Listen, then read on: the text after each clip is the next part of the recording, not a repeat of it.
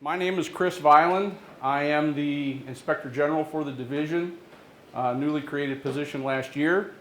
I've been asked to come and do a little introductory session this morning. What I'm going to do is I'm going to introduce myself relatively quickly. I'm going to introduce the Office of the Inspector General, what that is in the Cleveland Division of Police. And then because this is a supervisory update and leadership training for new people, although I don't see too many new people here, I'm just going to go over a couple of things about supervision that I think are important, that I think we need to remind ourselves of, and we'll go on from there. So, first of all, my name again is Chris Violin. I am working on 34 years law enforcement experience. I was retired after drop with a local suburban police department. Spent the majority of my career in Detective Bureau doing major case investigations, although I finished up my career 10 years as a chief of police. I was appointed as the Inspector General here back last September, so it's just over a year now. Because I promised my parents after I got the gig as a cop, I continued to go to school. And after 17 years in night school, I graduated with my bachelor's degree. By that point in time, when other people had developed hobbies like doing trains in the basement or playing softball in the afternoons, my hobby had been studying for so many evenings that I just kept going. I took the law school admissions test, did fairly well on it, and was offered a bunch of scholarship money, so I continued on to law school. Graduated from law school in 2004, and I've been a practicing lawyer since then. About 16 years. In my course of my career as a lawyer, I have a lot of experience with union negotiations, collective bargaining agreements, contract situations. I negotiated on behalf of a police union, boots on the ground guys, the OPBA, so I sat their side of the table. I have worked that side of the table and understand it fairly well. Then after I was made chief of police, I became a subject matter representative on the administration side. So I have worked the administration side in negotiations. I've done both sides of the table. And then I've administered contracts. I've administrated 5 different contracts: corrections, dispatch, police. Also negotiated a local teachers union contract, so I have a fair amount of experience dealing with the collective bargaining situations. I've served as a magistrate on a local municipal court, basically being Judge Judy, sitting on a bench and listening to dog bites and landlord-tenant disputes and credit card issues. Relatively fun part of the job. But my primary source of legal employment over the years on the side has been to do Section 1983 defense work. For those of you who don't know, Section 1983 of the U.S. Code is civil rights violations. So when a cop, a guy, girl, municipality gets themselves in a trick bag because they're getting sued federally for civil rights violations, the insurance company that represents the municipality or the city or the government hires attorneys to defend them. That is Section 1983 defense work, and that's what I did a lot of my time on, research and writing and defending cops. Summit County Sheriff's Department, Toledo Metropolitan Housing, a bunch of places like that. Probably the coolest thing I had an opportunity to do in the last several years was I was appointed by Governor Kasich to the Ohio Organized Crime Investigations Commission.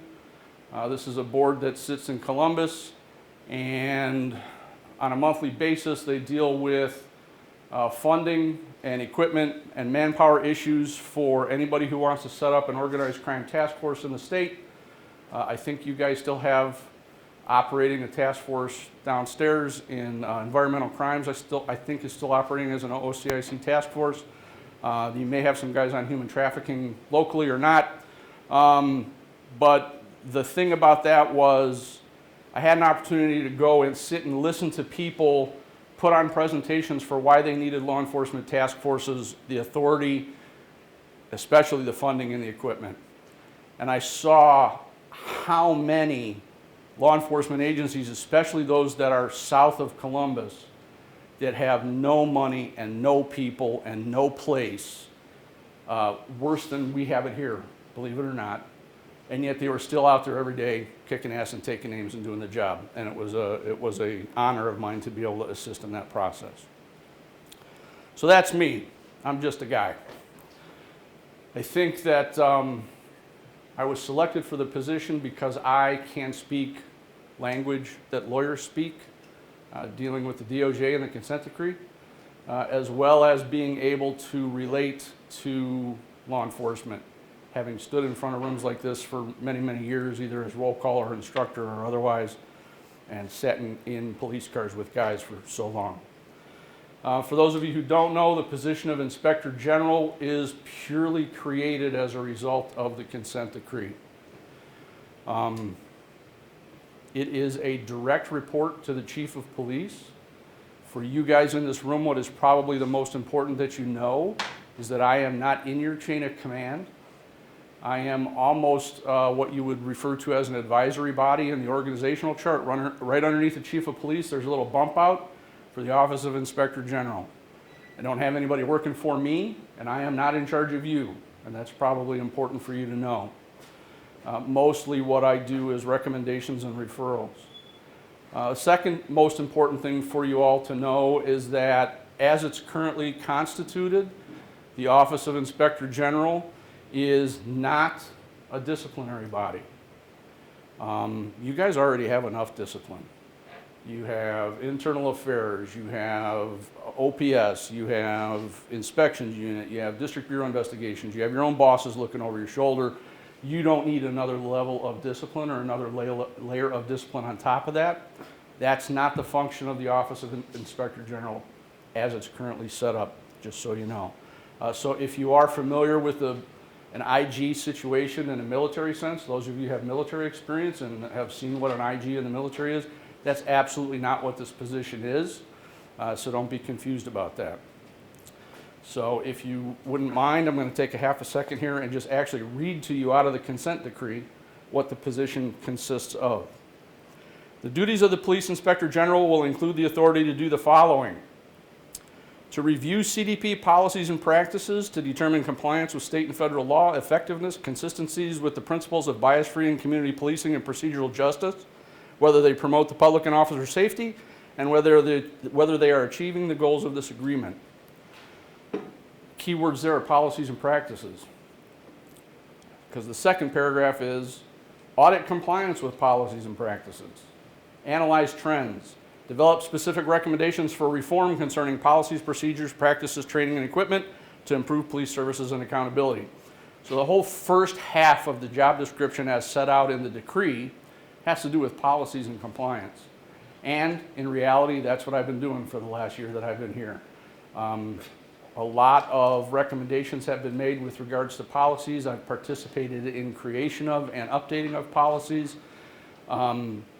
Mostly what we have to do here, you guys have got a ton of policies jammed down your throat since 2015, but I want to tell you that where you are now is light years ahead of where you were, and you're actually at the upper echelon of policies in law enforcement. So you ought to be proud of where you've moved to, and I hope to help keep you there.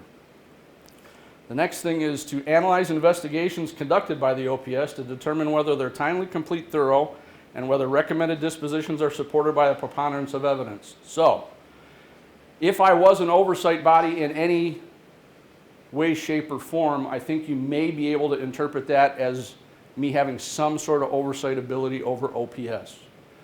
And as a matter of fact, my large project over the last several months has been to audit all the 2019 OPS investigative cases. I hope to have a report. It's in draft form now. I hope to have a report before the end of the month. But just like OPS holds your guys' feet to the fire, somebody has to have the ability to make sure that they're compliant with their own internal policies, procedures, and manuals, make sure what they're doing is good, appropriate, and actually contributes to the positive discipline of this division. So that's what I'm currently working on right now. That's it. That's the job in a nutshell.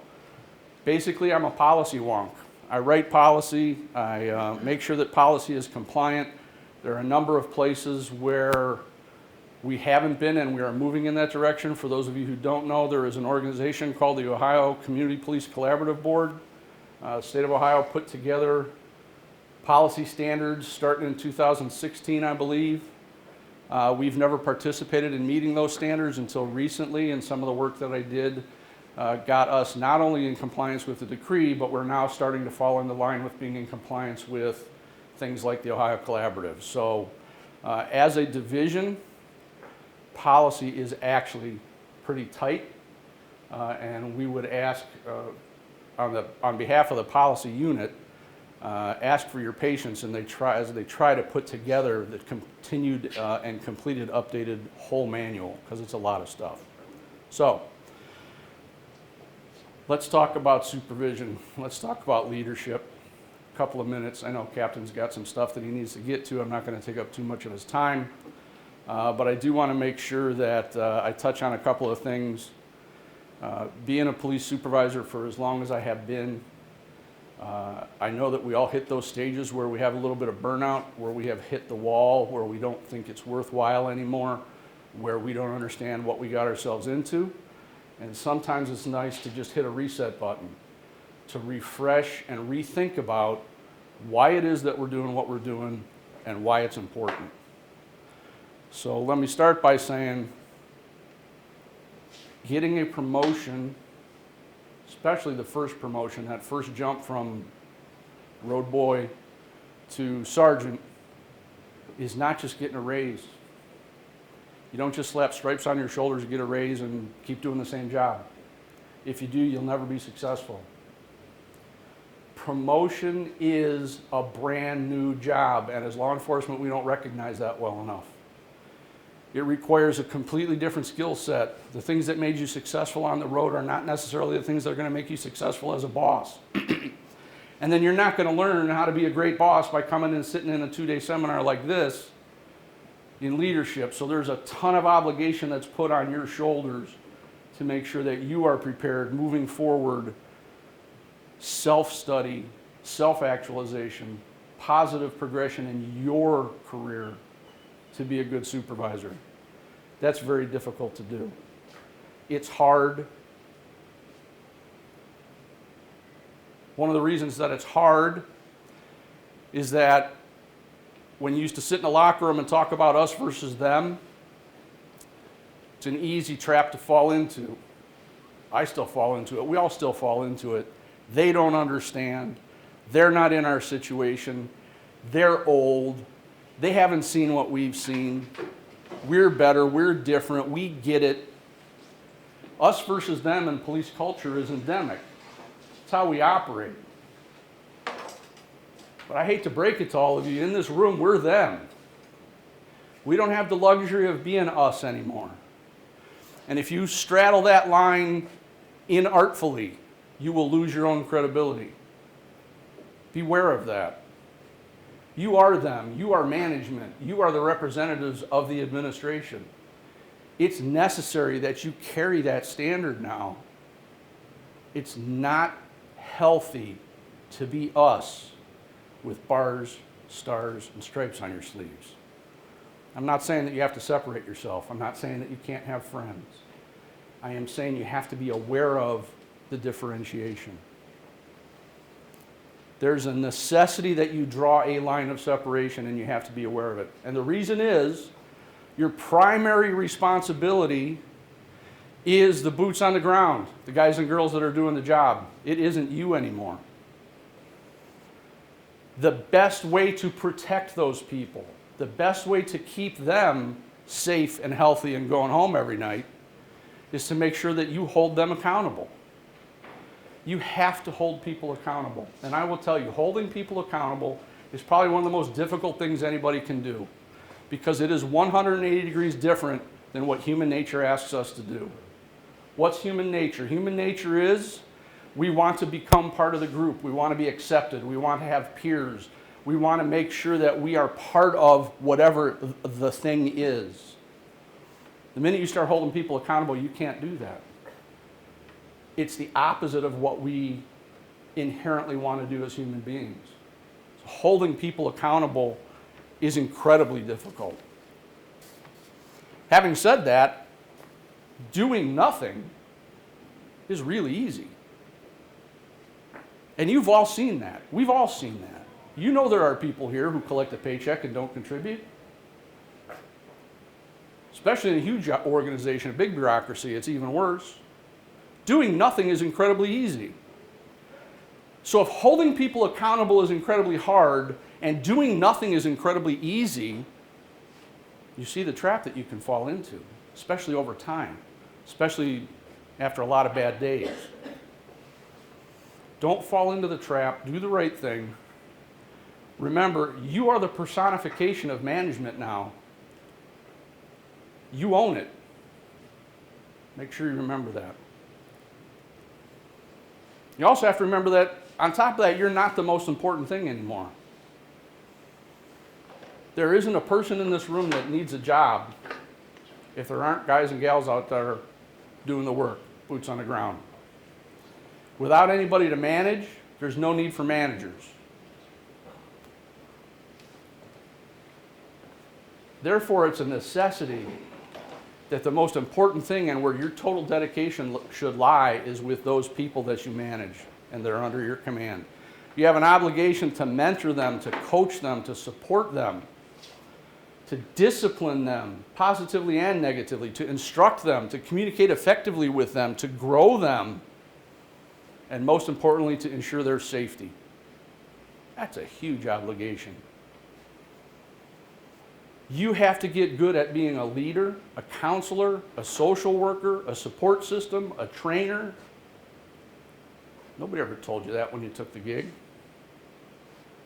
That's what being a supervisor is. Another thing I'd like you to think about is, here at the division, there aren't a lot of peer agencies that are close.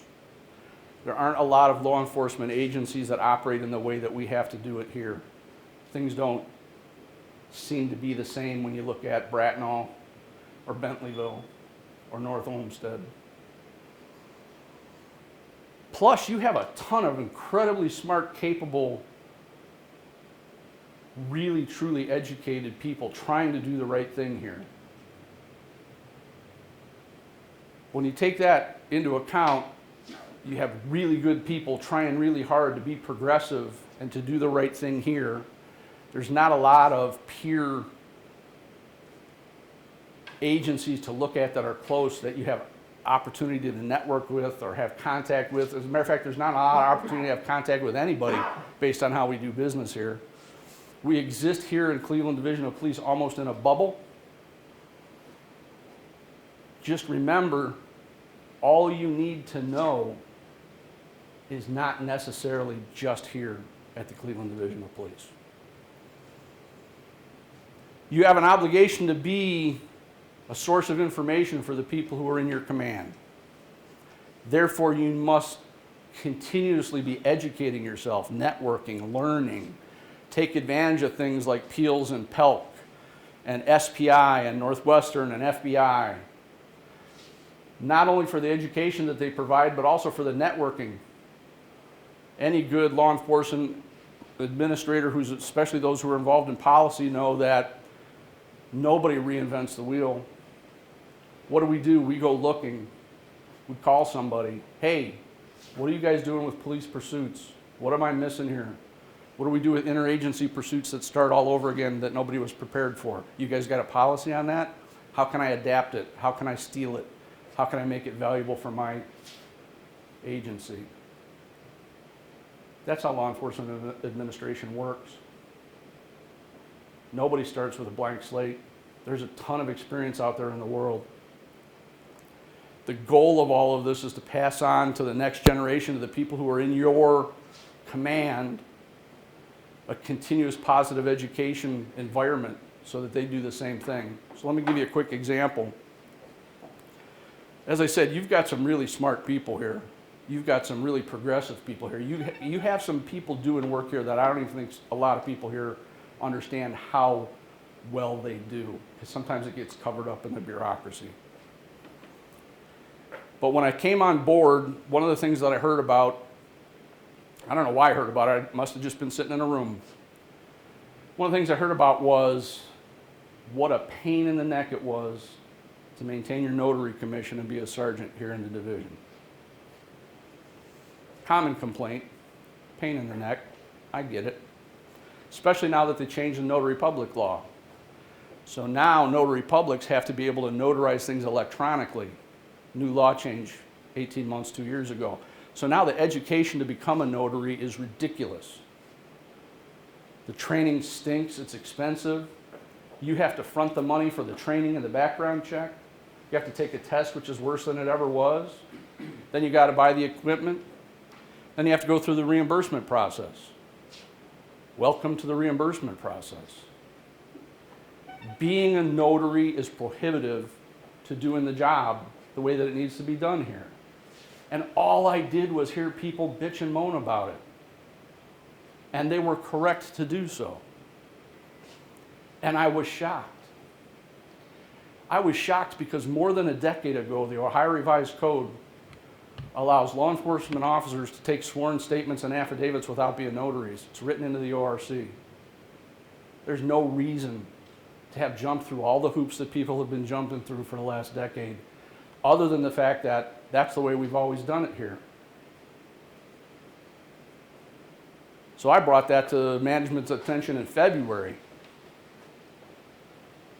And I am still fighting to this very day to get the GPO updated, to get the law department on board, to create the LMS training, to make sure that we don't have to be notaries here anymore. We can just sign a waiver and take 5 minutes of that LMS training and then take sworn statements and affidavits.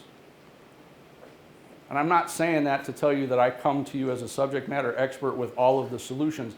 I just want to let you know that every answer that you need and everything that you need to be successful isn't necessarily just here within the bubble of the Cleveland Division of Police. It's your obligation as supervisors to reach outside of that bubble when you can, network with people. When you have an opportunity, meet people, go outside of this agency. There's some value out there. Another thing I want to remind you of is that up until recently, knowing how to do the job was enough to make you successful.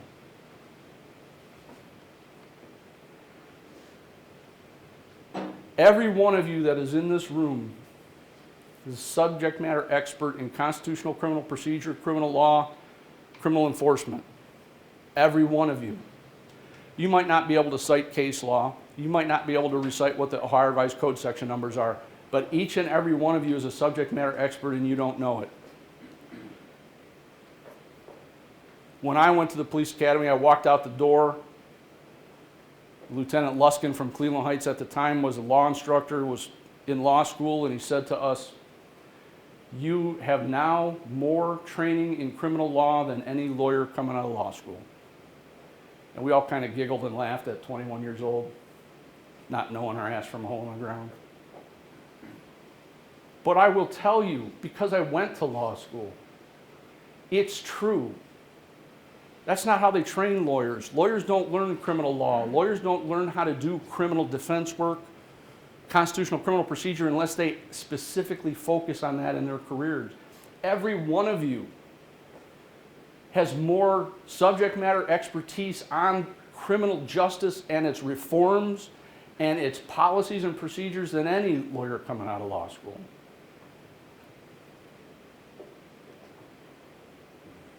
Couple that with the fact that they don't have a clue what it is that we do.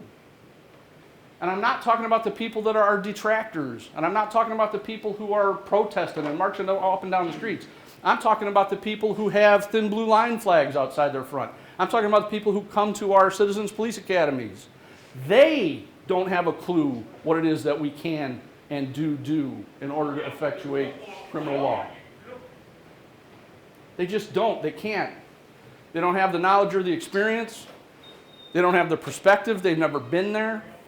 And even though they have mad amounts of support for us, they don't get it. I don't know that we should necessarily expect them to. But they don't. So if you guys are the subject matter experts and they don't understand how or why it is we do what we do, you would think that would be enough. Knowing how to do the job would make you successful at doing the job. I'm here to tell you it isn't that way anymore. Things shifted a couple of years ago, but most apparently over the last summer.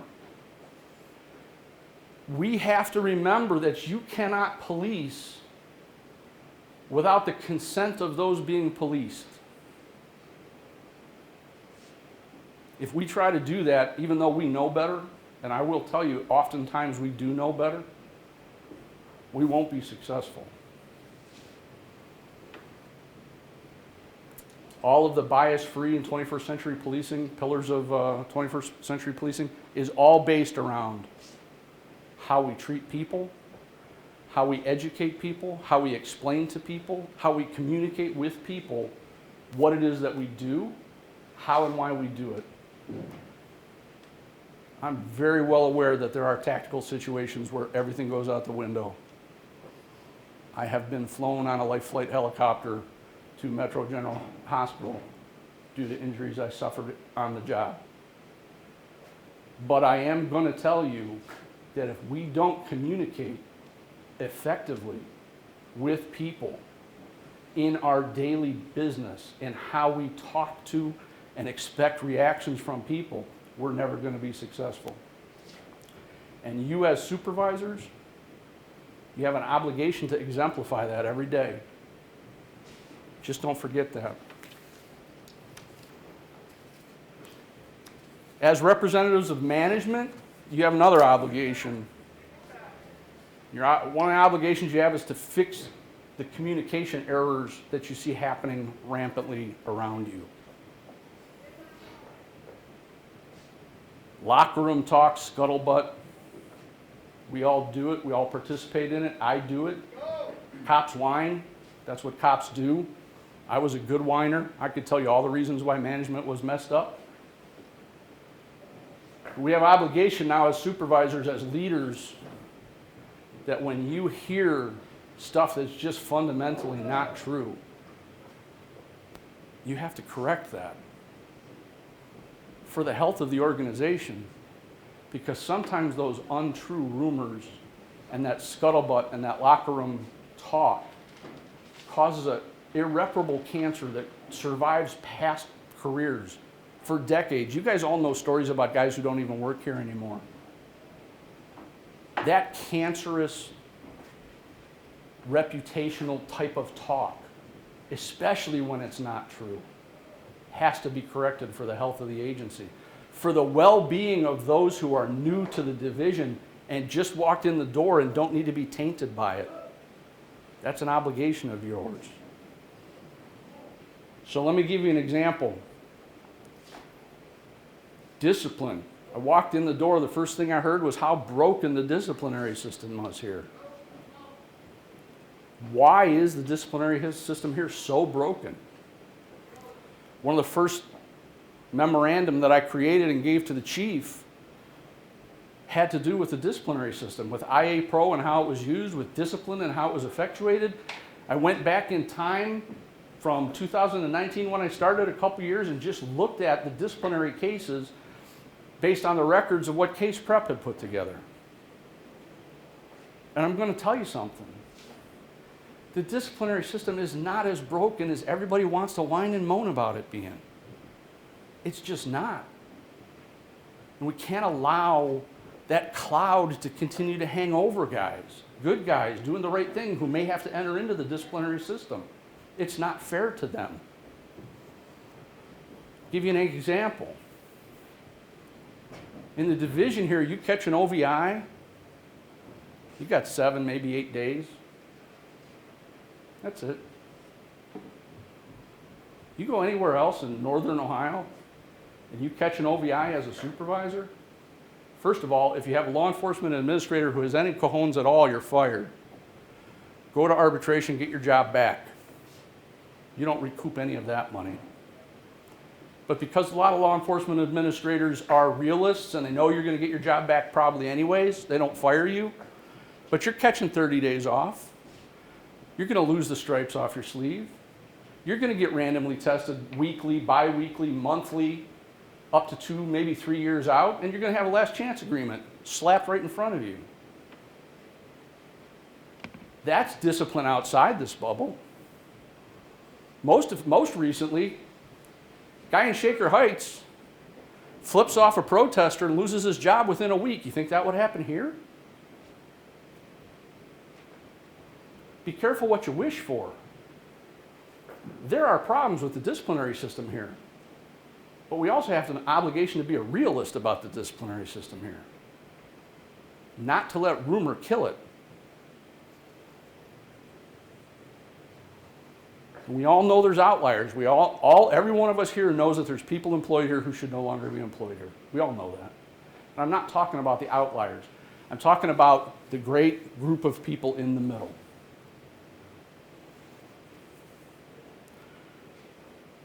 Let's talk about discipline for those people. OPS, as I said, I just did all of 2019 OPS cases. 220 cases, 2019. Less than 15% of those resulted in sustained charges being brought to case prep. Less than 15%. Even OPS doesn't hit you with everything that they get because they recognize most of the complaints that walk in the door are baseless or unsustainable. 220 cases, only 15% are making it to case prep to even be reviewed. And not all of those result in discipline. Let's say you got a guy who does go into discipline. All of the stats that I looked at from before I got on board here, so I think they went back to 2015 through 2019.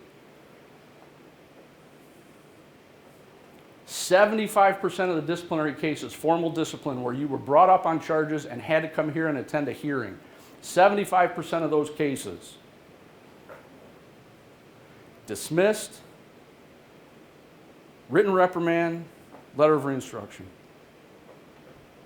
75% of the time, somebody gets in trouble here, nothing bad happens to them with the exception of maybe a piece of paper. And yet the number one complaint we have in this division is how broken the disciplinary system is. If it's not true, we can't allow people to keep spouting that. There are problems. One of the problems is there's an appearance of lack of consistency. But think about it. Keep this in the back of your mind. Consistency means treating everybody the same all the time. Everybody wants that. That's what everybody says they want. Until the day that they get in trouble, and then they want their personal circumstances to be brought into account.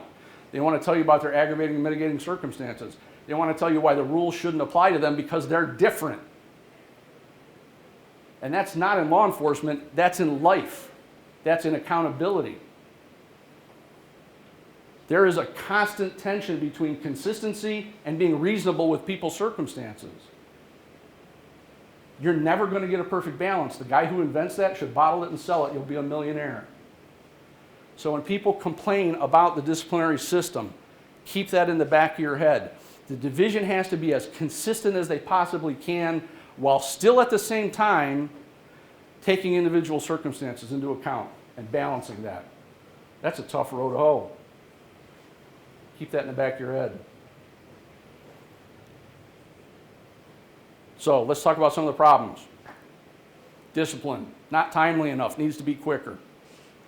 The purpose of discipline is not to terminate you or to get rid of you from employment. The purpose of discipline is to correct errant behavior and to bring that employee back on board as a productive, positive member of the division. We don't do punitive discipline. That's not what the purpose of discipline is. Discipline is corrective. Discipline can only be corrective if it's quick. I have sat in disciplinary hearings since I got here.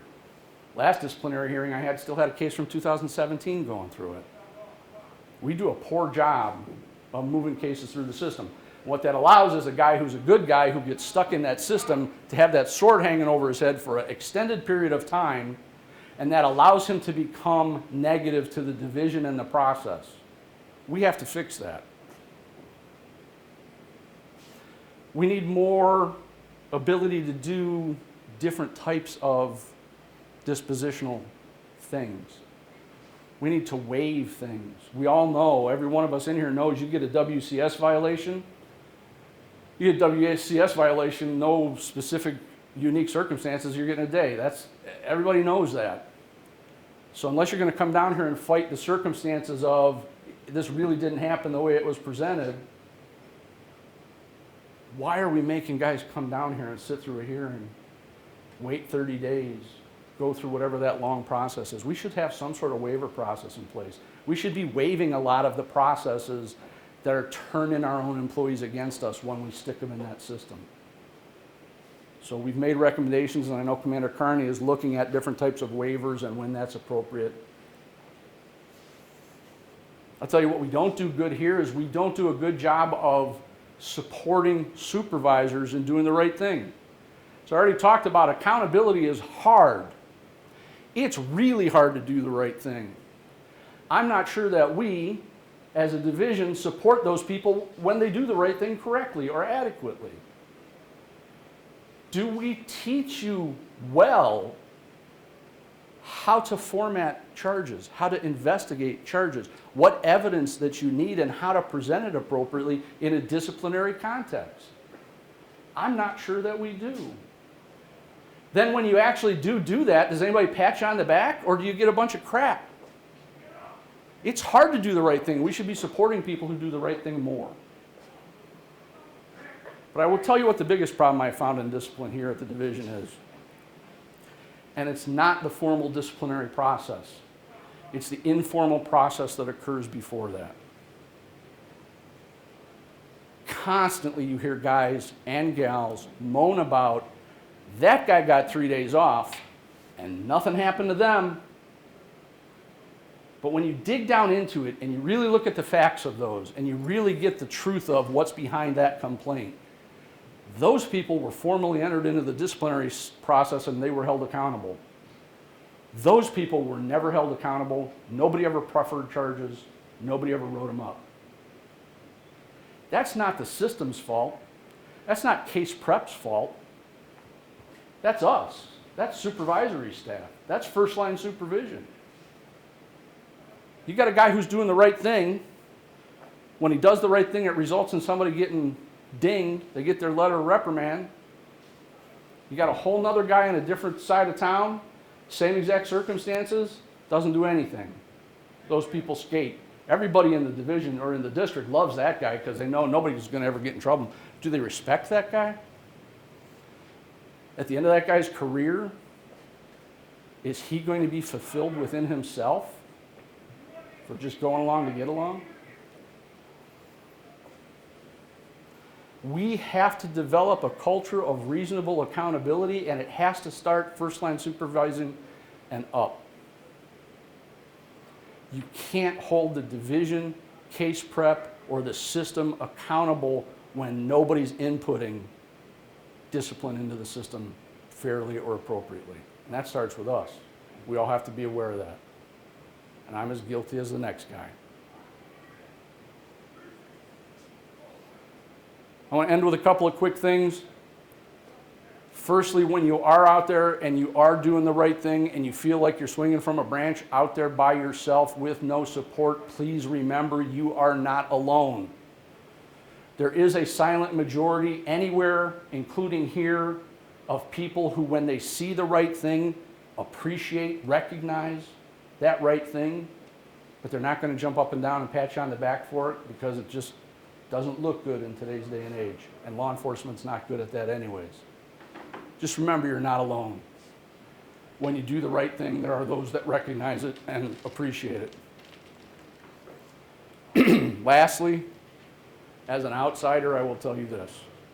I came down here with some trepidation. CPD, now CDP, had a reputation, and I'm well aware of that reputation. As president of the Cuyahoga County Police Chiefs, I used to listen to the county chiefs. Been a cop long enough that had a lot of interaction from Cleveland cops from the 60s, had a couple of them come out to my department. I was worried. I thought I would help the best I could, but I want you to all know you are way better than anybody gives you credit for. You're better than the media gives you credit for. Sometimes you're better than your own command staff gives you credit for. You work in difficult circumstances with difficult situations. And I am here to tell you that if somebody can shoot at you simply because of the clothes you choose to put on in the morning, they ought to be paying you all in gold bricks, and I believe that. You are way better with what you have than anybody's ever going to give you credit for. Always remember that. Live up to it. Keep progressing. Take ownership of being a supervisor. It's a really difficult thing. Enjoy it when you can enjoy it. Tolerate it when it's not tolerable. I appreciate your active listening. I truly do. Good luck to all of you. Thanks for listening this morning. Have a good one. Thanks, Cap. So, supervisory reviews and invests. First off, for those of you, and I don't think there's too many, but for those of you that don't know me, I'm Captain Simon. Much like IG Violent, since we're doing this for posterity, and it's going to be really difficult for me to do 2.5 hours with that mask on. If nobody objects, I'm just going to stay away from y'all. Supervisory reviews and invests. The IG mentioned in 2018, we came out with 5 new use of force policies. We've had those for a little while. 2019, we made some revisions to those policies. 2020, we thought we'd talk to you about how you do an invest for those uses of force. It's my understanding to this point, if you're doing an invest, you're doing a full-blown invest the way we've done them since forever. If you have a pistol point, if you have a joint manipulation, you're doing a full-blown invest. Once we get this policy in place, we will complete this training in the next couple of weeks. Once we get this policy in place, that should be easier.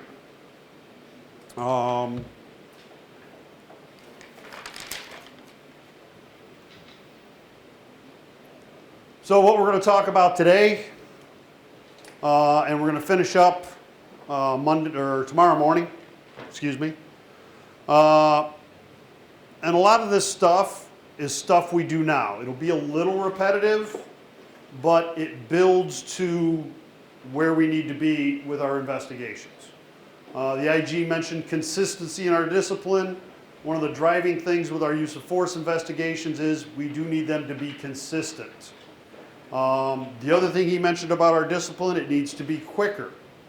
In a lot of cases, so do our use of force investigations. So we're going to talk about the determination of the proper supervisor to respond to a use of force, in what circumstances. The immediate duties of that supervisor upon arrival. There's a couple of new requirements. We're going to talk about the difference between a level 1 review and a level 2 investigation. We're going to talk about the proper and timely completion of those reviews and investigations. Timely completion is important, and it's definitely different than it is now. There are very definitive when we need to get these things completed. And then, of course, proper forwarding up the chain of command for those level 1s and level 2s. Again, that's going to be a little different than it's been done in the past. This is just the purpose from the policy, which while you guys were out, I dropped the draft policy in front of, if anybody didn't get one, just let me know, I'll drop one off. But that would have been the policy that went into place probably in January, I'm going to guess. That would have been it. However, then we started doing these trainings. As the IG said, we have a lot of very smart people who work for this division. A lot of them said, hey, why did you do this way? That's not going to work. So we had to change some things. So we've submitted those revisions. We'll see how that goes. Hopefully we'll be able to get this policy out in January with a couple of revisions that we'll talk about as we go through. The other thing is when I started this curriculum, The force investigation team policy for level 3s was not completed yet. That curriculum, or before I got this curriculum approved, that policy got completed, got approved. It's out, came out a couple of months ago. So we're going to add that level 3 stuff tomorrow morning. We'll talk about that. And if we have some time, we may even talk about Force Review Board, which is just the new creation under the consent decree that we can talk about if we have time. So key points, again, we're making sure consistency. Trying to make our invests as consistent as possible. Constitutional policing, of course, and then the difference between level 1s and level 2s.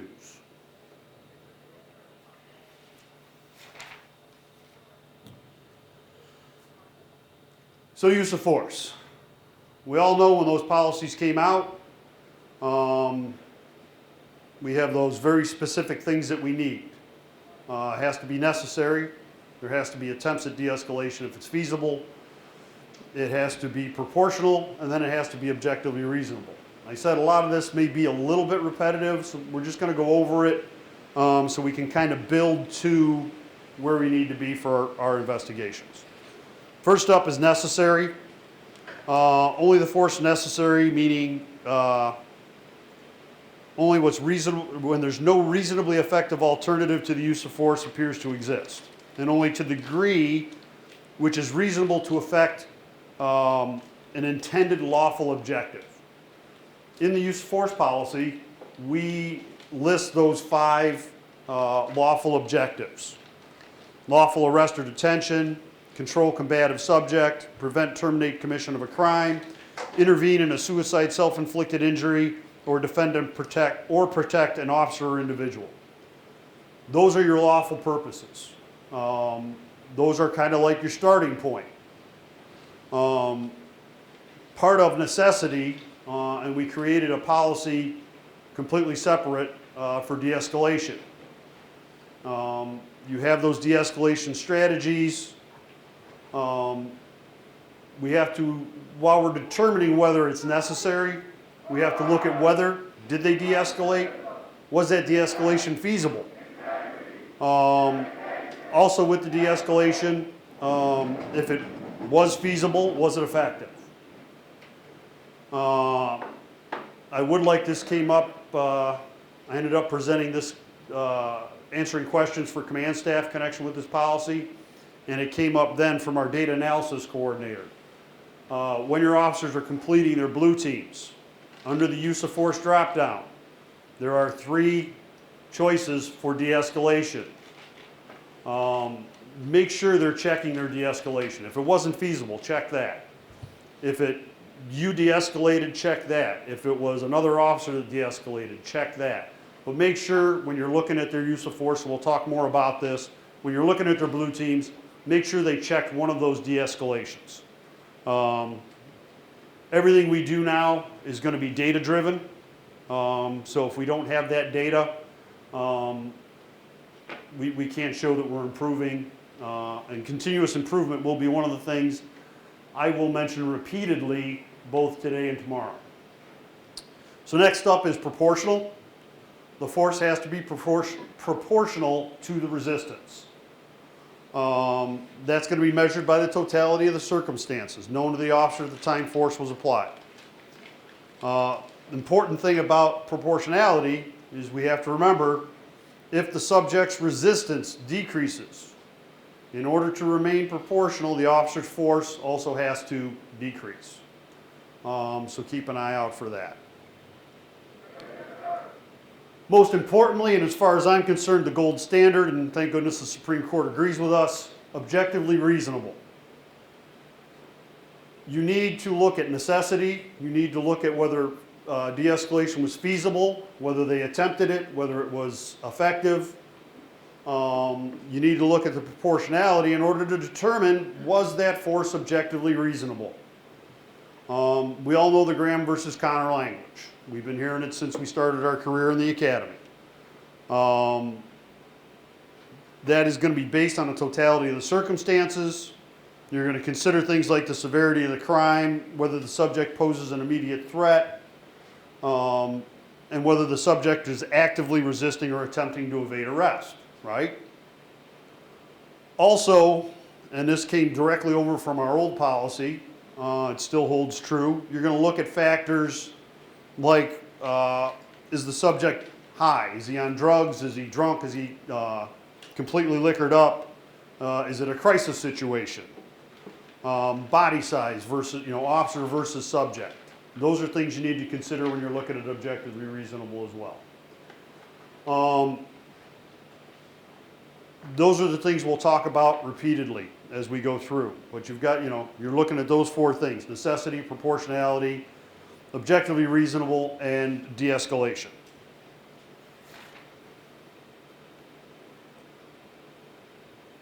Another thing you will hear me repeat multiple times during the training: objective information versus subjective language. We have to get better at writing our reports. Sergeants, when you're looking at your officer's blue team entries, lieutenants on up, as you're looking at your supervisor's investigations, we need to use very objective, fact-based, measurable, observable terms. Subject turned his body to a bladed position, tensed his body, and balled his fists.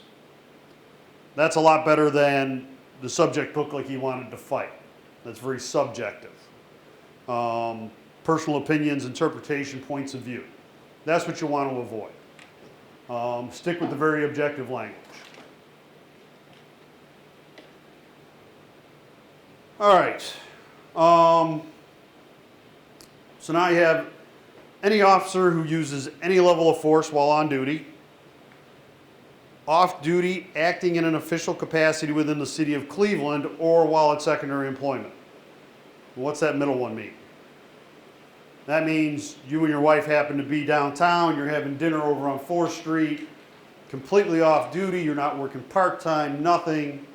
Across the street, you see a guy, he's arguing with his girlfriend. You think about maybe calling 911, but now he starts choking her. If you don't get up and take some law enforcement action, he's going to kill her, so you do that. That is now taking a law enforcement action or acting in an official capacity within the city of Cleveland when you're off duty. Actually had one of my old partners doing yard work in his yard when he still lived in the city of Cleveland. Second district's chasing somebody, the officers were clearly falling behind, so he jumps into the chase, actually catches the guy, and ended up injured. Acting in an official capacity while you're off duty in the city of Cleveland. Secondary employment, we know. So anytime you use force in those situations, you're going to contact radio, let them know. For uses of force on duty, of course, that's going to be your immediate supervisor, whoever's working that day, the sector boss. They're going to come out for that. The one thing I will note, I just said the supervisors will come out for every use of force. In 2019, when we made some of those revisions, we discovered supervisors were spending a lot of time going to pistol points. So we made that revision. Now, if an officer has a pistol point with no other use of force, all they did was point their firearm at somebody, and no other force, they can notify the supervisor, but you do not have to respond to that. Simply have to catch up with that officer later in the shift, make sure their blue team gets done, make sure you get your review done. But you don't need to respond to the scene for that one.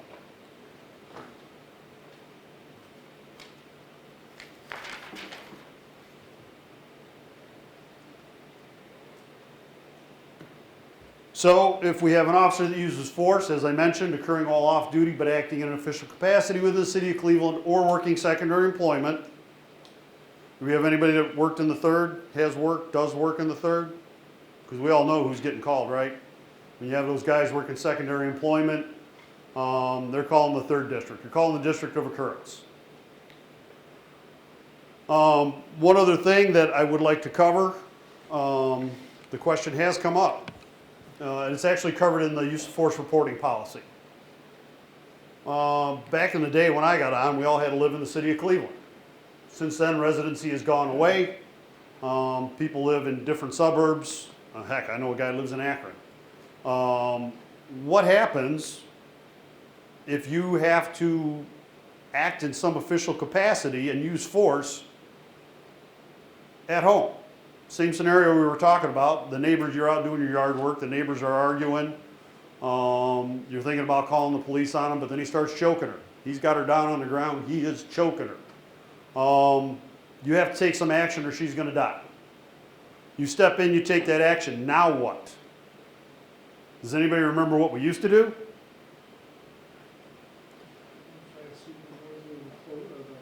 Exactly, you notify a supervisor in the nearest district.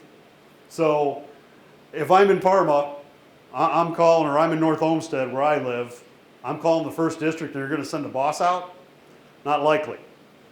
What you will do if you do get in that circumstance, you will notify radio. You will let them know I've been involved in the use of force. Of course, you've already called your local law enforcement to come. Let them know I've been involved in the use of force in this city. They're going to ask you when you're going to come back to work. What's your next tour of duty? What's your next day back to work? The policy doesn't require it, but you might want to consider also letting your boss know. But when you come back to work on that next day, you are definitely going to notify your boss that day if you haven't done it already. And you are going to fill out a blue team entry for that use of force. But it will be very, very basic. Address of occurrence, maybe the person involved. When you get to that narrative section, a lot like we used to do, I think we still do with level 3 investigations, you're just putting in there, see police report from North Olmsted. And then what you got to do is you've got to get a copy of that report from the North Olmsted Police Department, attach that to your blue team, you're going to send it up the chain. So that's just quickly if something should happen out, you know, in one of the suburbs, but you take some kind of law enforcement action. It's more of a record keeping thing than anything else. So now we get into any supervisor who is involved in any level 1 or 2 use of force by witnessing, participating in, or ordering cannot do the review of that use of force. We've been doing that forever, right? And we all know, right, there's sergeants in the district. I'm involved, I can't do the invest. That may be a bit more problematic. Like I said, if you have a supervisor that witnesses, orders that use of force, not a huge deal, he can't do the invest, but he can call the other sector boss, who may not be too happy, but he can do that invest. The other sergeant working in the district that night, provided you have one. However, if a supervisor actually uses level 2 force, and that's not in here in this paragraph, that's something that's going into the revisions, but if a supervisor uses level 2 force, they will have to find a supervisor of a higher rank to complete that investigation. Sergeants, if you use level 2 force, you're trying to track down a lieutenant or a captain to do that invest. Lieutenants, hopefully not, but I've heard things. They would need a captain. What this actually provides for is, if necessary, you can reach out to a neighboring district for that higher ranking supervisor. How many people think that's actually going to happen if I'm in 4 and I'm calling District 3 going, hey, can you send me a lieutenant to do my use of force invest? So this is something we are looking at. It is a requirement. When the policy comes out, it will not change. The bigger problem we're thinking about is folks who work second shift, third shift, probably only have 1 lieutenant per shift, right? Some places maybe have 2, but that lieutenant's got 3, 4 days off. Now what? Um, What happens when you're the road boss as the acting lieutenant?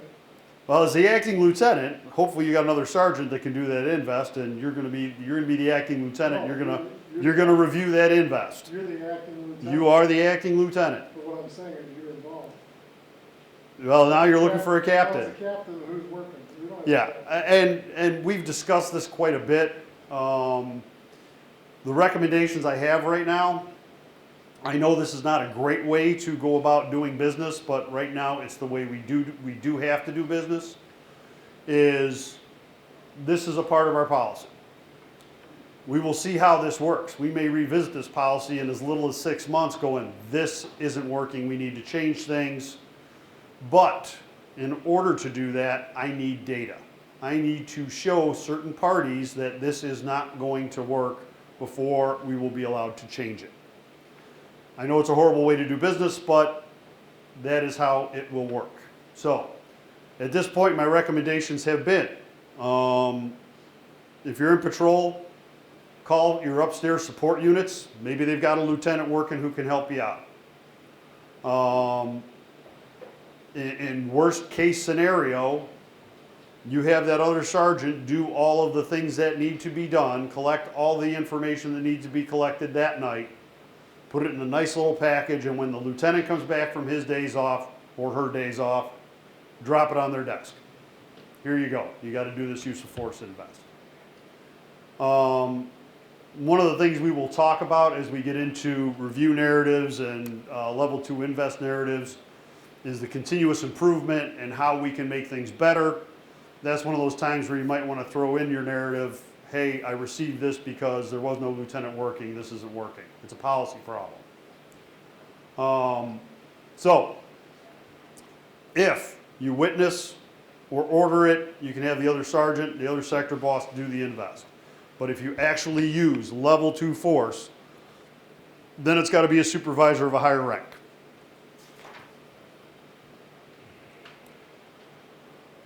Officers who are assigned to multi-agency task forces. Let's hope they have a supervisor that's working with that group. If you have a Cleveland officer that uses force, if they have a supervisor in that group, that supervisor will handle that invest, provided they were not involved. Otherwise, they're going to be calling the district of occurrence.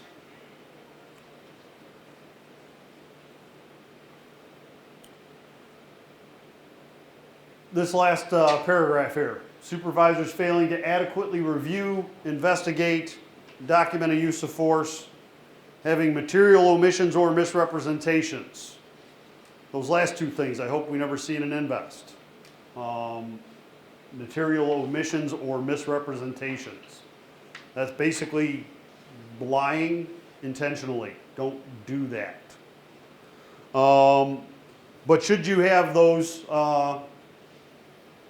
any inadequacies in your supervisory reviews as they're going up, your invests, they could eventually lead to things like retraining or discipline. I always tell people it's not going to be the first time.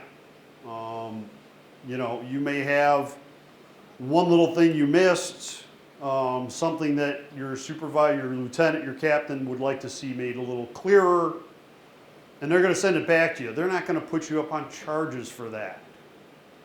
IG Violent talked a lot about what the division is now going to expect of their supervisors.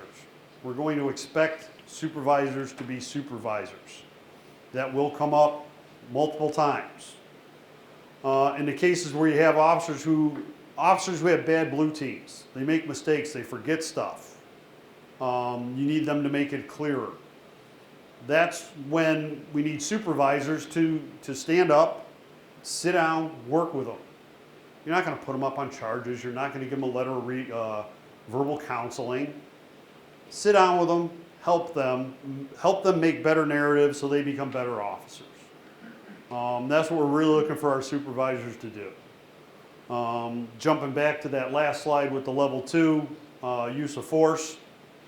We actually will talk about in one of the scenarios, but again, that's a point where if you've got enough officers on scene, be the boss, step back, objectively, If you have enough officers to handle the situation, let the officers handle the situation. We all know there will be situations where that's just not possible. You have a one-man car, you showed up to a system because nobody else was close, and now you're in the middle of it. That's going to happen. We understand that. But if you have enough officers on scene, like I said, we'll touch on it when we do one of our scenario examples. Step back, be the boss, let the officers handle that use of force. Again here, just kind of help them make better reports so that we don't have to end up in discipline.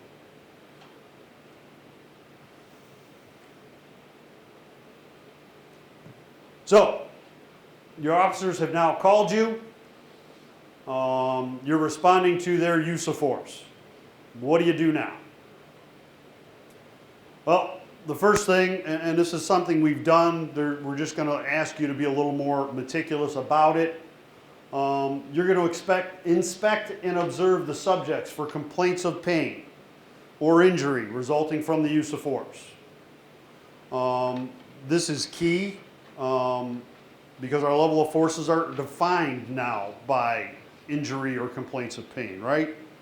You're going to make sure they're getting whatever medical care they need if your officers haven't already, taken care of that. The next thing you're going to have to do is determine what level of force was used. So as I mentioned, when you're looking at, what are their complaints of pain or injury, that's going to help you determine what your level of force may be.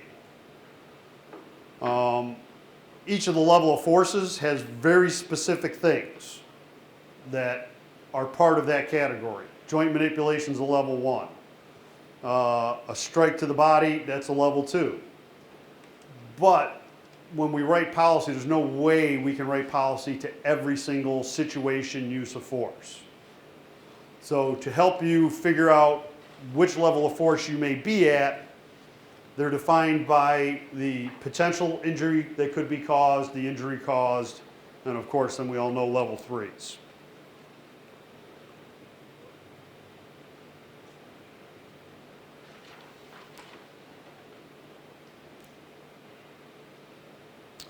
If you do end up with a level 3, you're making your determinations, you think it's a level 3, of course you're going to make the appropriate notifications of the fit team via radio.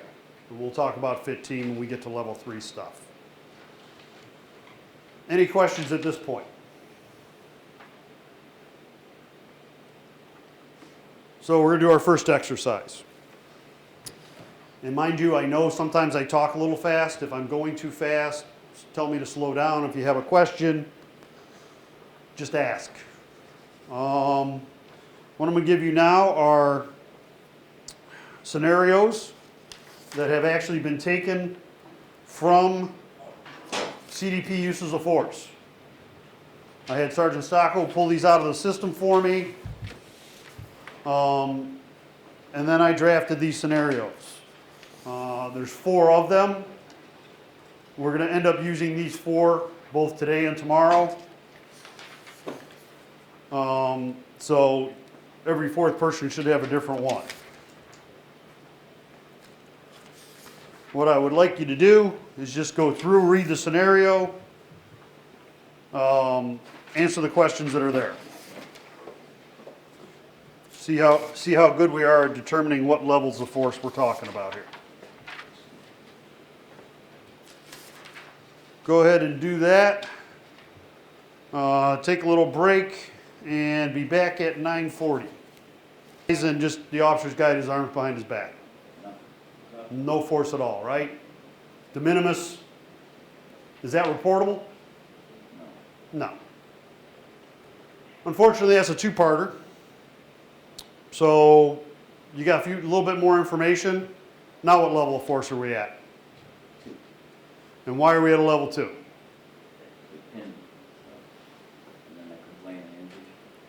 Complaint of injury is the big thing.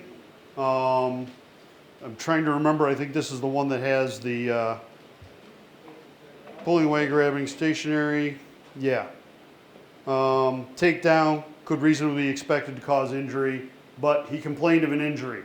Automatically bumps it to a level 2.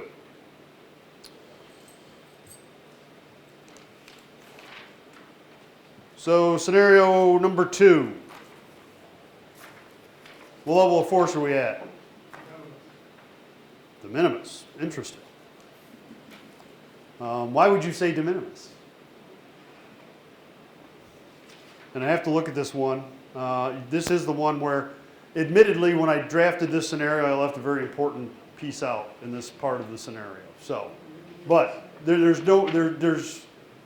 could be an argument made for de minimis at this point. I don't think so. And if I added that other piece of the puzzle that I forgot to mention, that pressure point they used to help guide him into the car, now what are we at? According to this, they just, stiffens his legs, Mm-hmm. and they help pull him in the car with no pressure points, no arm bars, no nothing, Mm-hmm. and he's not injured in any way, Okay. and then he calms down in the back before handcuffing. Okay. This is an interesting scenario. It turned into an interesting scenario. I didn't really anticipate it that way because I have some people that argue the other way, that this should be a level 2 because it's a takedown because they pulled his legs out from under him. Did not take him to the ground. You are correct. This was ruled as a level 1. That very important fact that I forgot, as they guide him into the car, they use a pressure point to his midsection to kind of help him bend because he keeps stiffening up next to the zone car door, right? So this one's definitely a level 1. The force they used was not reasonably expected to cause injury and did not cause any complaint of injury. He says he's fine. And this is one we'll talk about a little bit more. As written here, if somebody doesn't want to get in, I mean, guide him in, whether push, pull, with minimal, With minimal, and lift his legs up just to get him in the backseat of the car. it could be. So it could be. It could be. And as we talk about drafting the review, drafting your investigations, a lot of this comes into play, and what's going to be very important, this is one of those points I get to make my plug, very objective language, specific. What did the subject do? What did the officer do?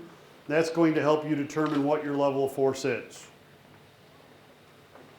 And you need to be able to convey that in your reports. Your officers in their blue teams, and then you in your investigations. So scenario number 3. Oh, there we go. Is this reportable force? Yes, Why? pressure points were used, and joint manipulation too. Okay.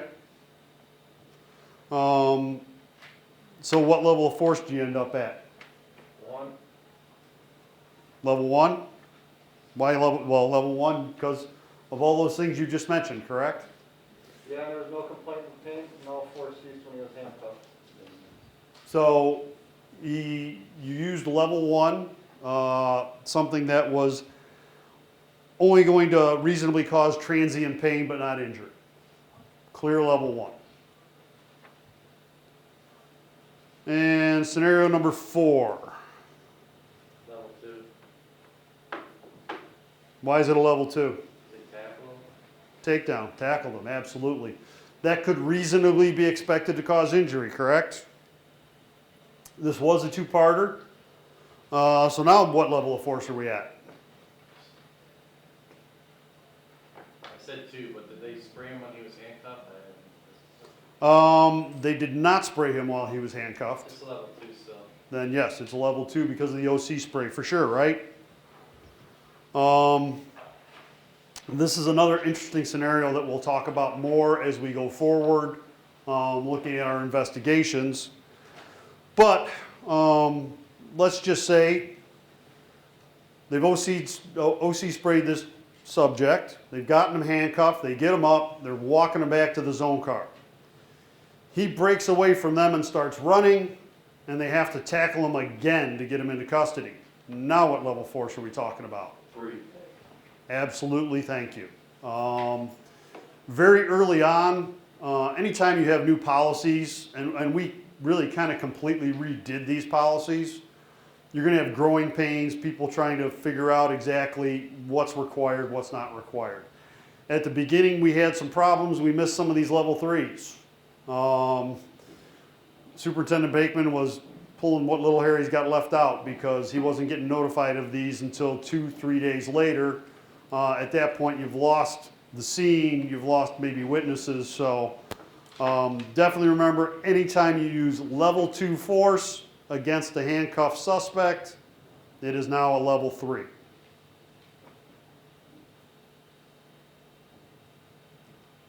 Any questions?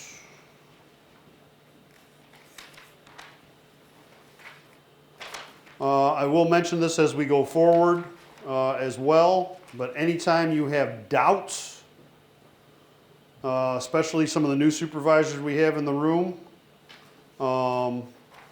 anytime you have doubt about a level of force, what it should be, don't be afraid to reach out to other supervisors on your shift. Brand new ones just like you can figure it out together, or somebody that's got a little more time as a supervisor. If you're really unsure, and it could go between a level 2 or a level 3, Superintendent Bakeman has absolutely no problem being contacted in the middle of the night. Call him. Contact radio, say you need to talk to Superintendent Bakeman. He has no problem with that. Kind of spinning right into this. So you've checked your subject for injury, complaints of pain. You have determined what level of force you've got. There is one more thing you need to do. You need to look very objectively at the officer's use of force. Maybe somebody has come up to you from a crowd or another officer, but you need to make a determination whether there is any evidence of potential criminal conduct in that use of force. That's important. Potential criminal conduct related to the use of force. So you're coming up to the scene. One of the other officers says, "Hey, Sarge, I don't know if this is important or not, but Officer so-and-so punched this guy in the head 3 times after he was handcuffed." At that point, that would be potentially an assault, potential criminal conduct related to the use of force. Aside from it being a level 3, you've got potential criminal conduct, you're going to notify radio and request the fit team for that. If you have just regular, everyday, run-of-the-mill criminal conduct, witness comes up, says, "Sarge, they got this guy handcuffed on the ground, then that officer went through his pockets and stole all his money." That's criminal conduct, but not related to the use of force. In that case, you're still going to notify radio, but you're going to request internal affairs. So only when it's related to the use of force are you going to notify the fit team. Questions?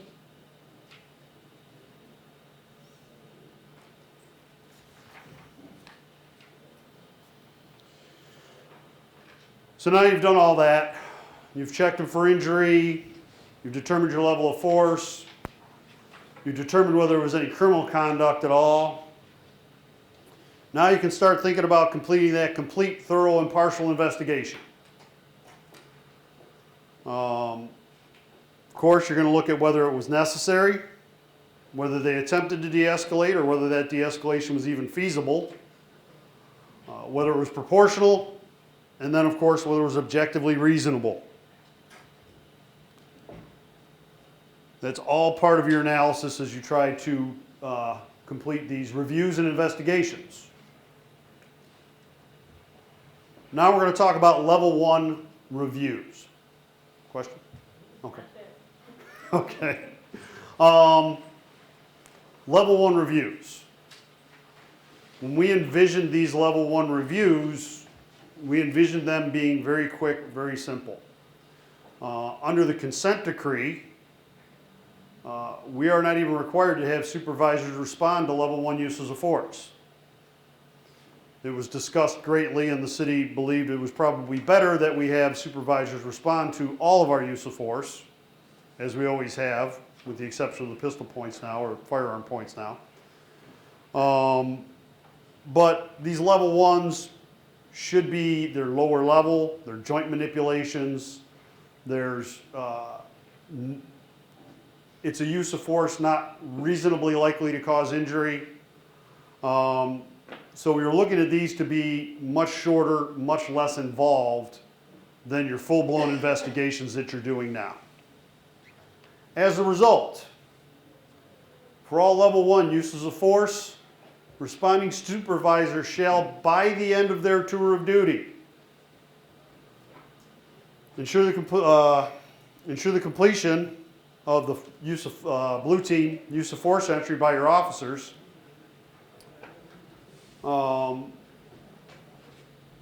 Any incident reports related to that, obviously you're going to want to review those.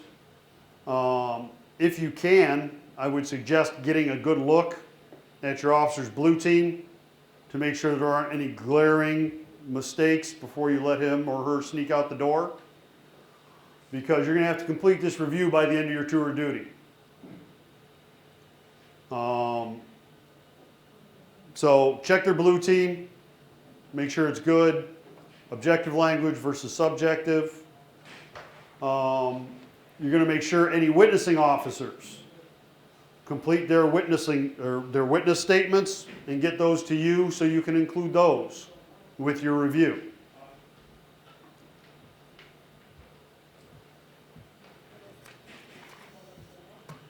As I mentioned, with your officer's blue team, you're going to look at that, review their actions, the subject's actions. You're going to address any concerns you may have.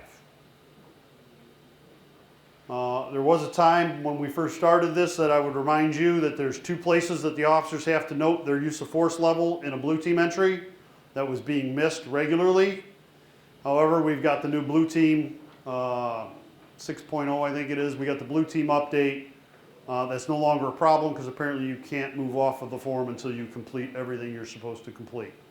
You will get somebody from blue team, one of the administrators, will come in and talk to you tomorrow afternoon. I can answer some questions about blue team, but if you have any of those, save them. There will be a blue team administrator here tomorrow.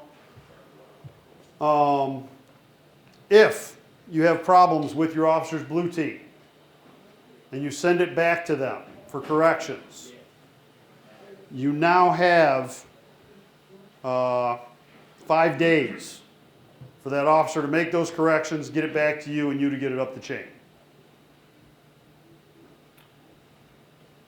As a result of having to have this review completed before you go home at the end of the day, you may review the WCS if you want to, but you are not required to. I typically pause there because when we have command staff in the room, that causes them a great deal of concern. It was one of the reasons I got asked to speak to command staff. They're very concerned about not reviewing the WCS for the invest, or the review, I should say. But when you think about a level 1, it is something that was not, it's going to cause only transient pain. It's not reasonably expected to cause injury. If it does cause injury or a complaint of injury, it's no longer a level 1, it's now a level 2. You're going to do a full-blown invest, you're going to look at that WCS. But for level 1 reviews, you are not required to look at the WCS. You are not required to attach the WCS to your review when you forward it. It would be kind of impossible because the officer's not going to come in and put that camera in the dock until the end of the shift. You aren't going to even be able to see that video unless you plug it into your computer and look at it.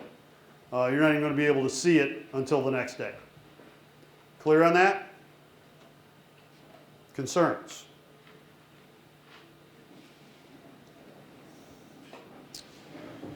If you don't return it to the officer, you've reviewed their blue team entry for their level 1 use of force, you've looked at the witness statements if there were any, everything looks perfect, no problems at all. You will draft a brief summary of the incident, noting any conclusions or recommendations by the end of your tour of duty. So before you go home at the end of the night, you're going to complete this review. What has come up in previous groups? What happens when 10 minutes before I'm supposed to walk out the door, I got 5 officers that suddenly pointed their firearm at somebody? You will have those cases. If you're looking at, because now you've got 5 officers have to complete blue team entries, you have to review all 5 of those and complete your review all before you go home. There may be situations where, that's just not feasible. In those cases, again, while it's not in the policy, it's something we will keep an eye on to see if this is a problem going forward. My recommendation has been, when we talk about level 2s, if you need an extension, you're going to email your commander and get approval for an extension. If for whatever reason you cannot complete your level 1 review, I would talk to my lieutenant or captain if they're around, but a well-articulated email as to why you cannot complete that level 1 review before you go home, then you send that to your commander to get approval for an extension. Last sentence here is initiate any corrective action within the use of force tracking software as necessary. This will probably be more important when we talk about level 2s. But this is also problematic and something we're trying to figure out, because tomorrow, Lieutenant DePenti will be here to talk to you about misconduct. Under our new misconduct policies, any internally discovered misconduct is to be forwarded to the IA superintendent, who will make a determination as to who is going to complete the investigation of that misconduct. So in the past, when you did your use of force investigation, if you discovered any misconduct during the investigation, you just included that with your use of force investigation, made whatever recommendations for discipline you felt appropriate. And now, according to our misconduct policy, if you discover misconduct, you have to send that up to the superintendent, and it's been my understanding from previous groups that we are doing that, and we're waiting for Bakeman to get back to you as to who's going to investigate it before you push things forward. Now again, I would hope this would be less of an issue with level 1 reviews. We're talking about some very low level force, but it is something we're looking at and trying to actively figure out. I just had on a injury, blood exposure. Okay, But the guy had exposed tattoos. okay, I went all the way through the chief's office, they kicked it back down and said duplicate it because of the policy violation. okay. I had to send the policy violation separate than the injury. That would be the case. Anytime you have an injury invest, even if you have a use of force, if you have a separate injury because of that use of force for the officer, you're doing a separate packet for that anyway. That's not something you would include with your use of force investigation. That would be a separate investigation. But this is kind of like a similar situation. Right, and again, we need to sit down and talk through how we can make this work better. I'm hoping we're collecting enough data through IA Pro and things that we can sit down and go, listen, this is not going to work. Can we change this? And hopefully we'll be able to make those changes. Any other questions in connection with that? Yeah. So they're aware ahead of time. I mean, even if it's not 10 minutes walking out the door, but if you get 4 guys that use use of force at the beginning of their shift, you're going to get overtime. Just because helping them work through theirs, and then by the time they send it to you, there's going to be overtime. Are they okay with that? Well, that is one thing when we started these training classes that I had requested, is that every supervisor go through these classes from the chief on down so that everybody's aware. We're looking for consistent use of force investigations. Therefore, everybody needs to know what the policy is and what we're doing. So we have had deputy chiefs, we have had commanders, they've all been through this already, so they are aware. That was one of their other issues, is the potential for overtime. It's there. like anything else, I said like with new policies, new technology, there's a learning curve. We will get quicker at these things once you start getting into the groove, and that may help even this out. But as I said, we're required to annually review all the policies we create under the settlement agreement. But this one may actually get looked at sooner, just because we're trying to keep an eye on it to see what's working and what's not. So that takes us to exercise number 2.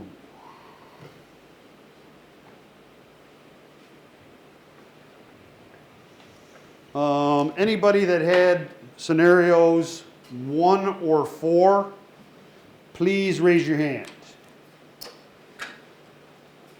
Because 1 and 4 are level 2s. We're going to talk about level 1s right now, so I need to make sure that you have a level 1 invest to look at.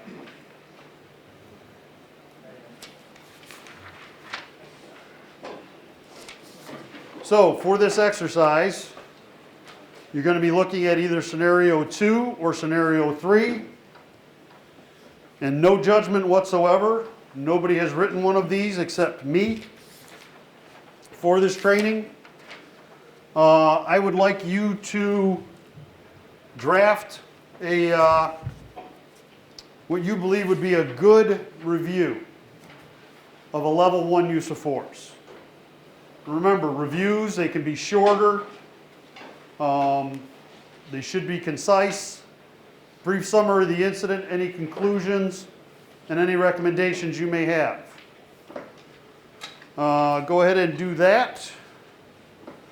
You can take a little break, and we'll start back up at somewhere between 10 and quarter after. All right. Just out of curiosity, is anybody feeling brave? Do they want to read what they have for a level 1 for scenario number 2?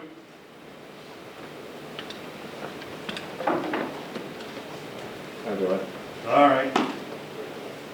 Officers suspend after multiple attempts to de-escalate the situation. Officers assist their mailing to the rear of their zone car with de minimis force. It's an argument for de minimis. Exchange for afterbirth. Here's an example.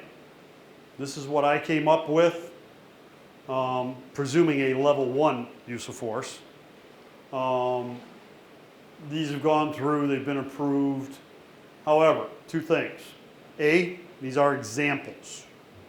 You may not write the way I do.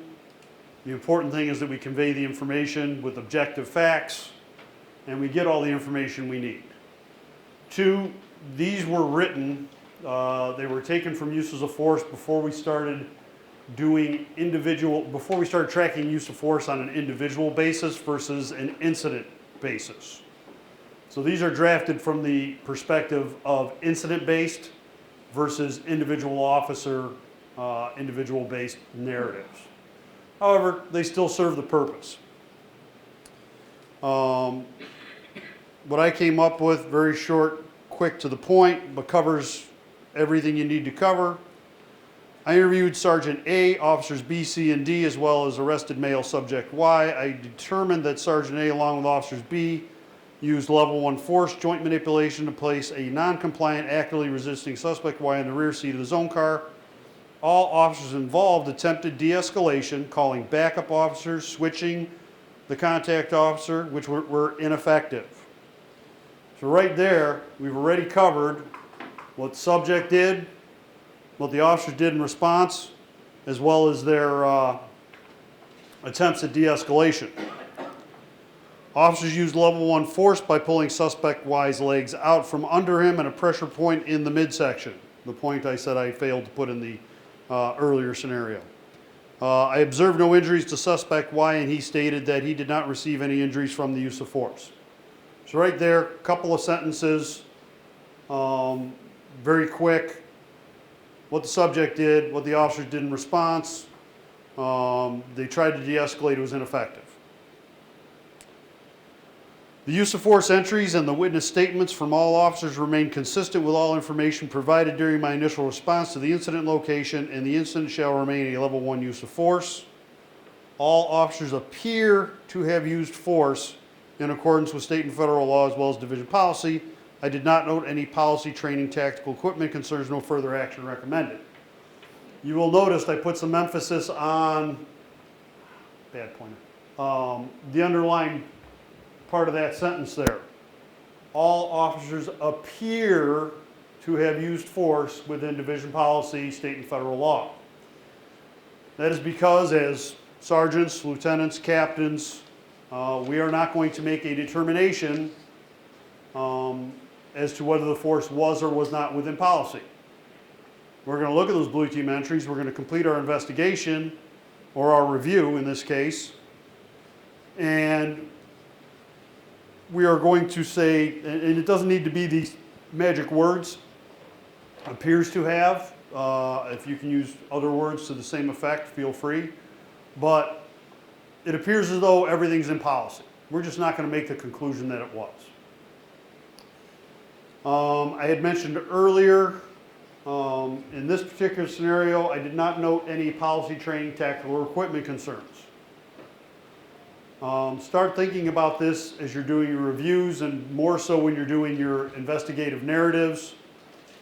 One of the big things with the consent decree is they want to see that the division is continuously improving. I freely admit I have not seen the inside of a zone car in probably 7 or 8 years.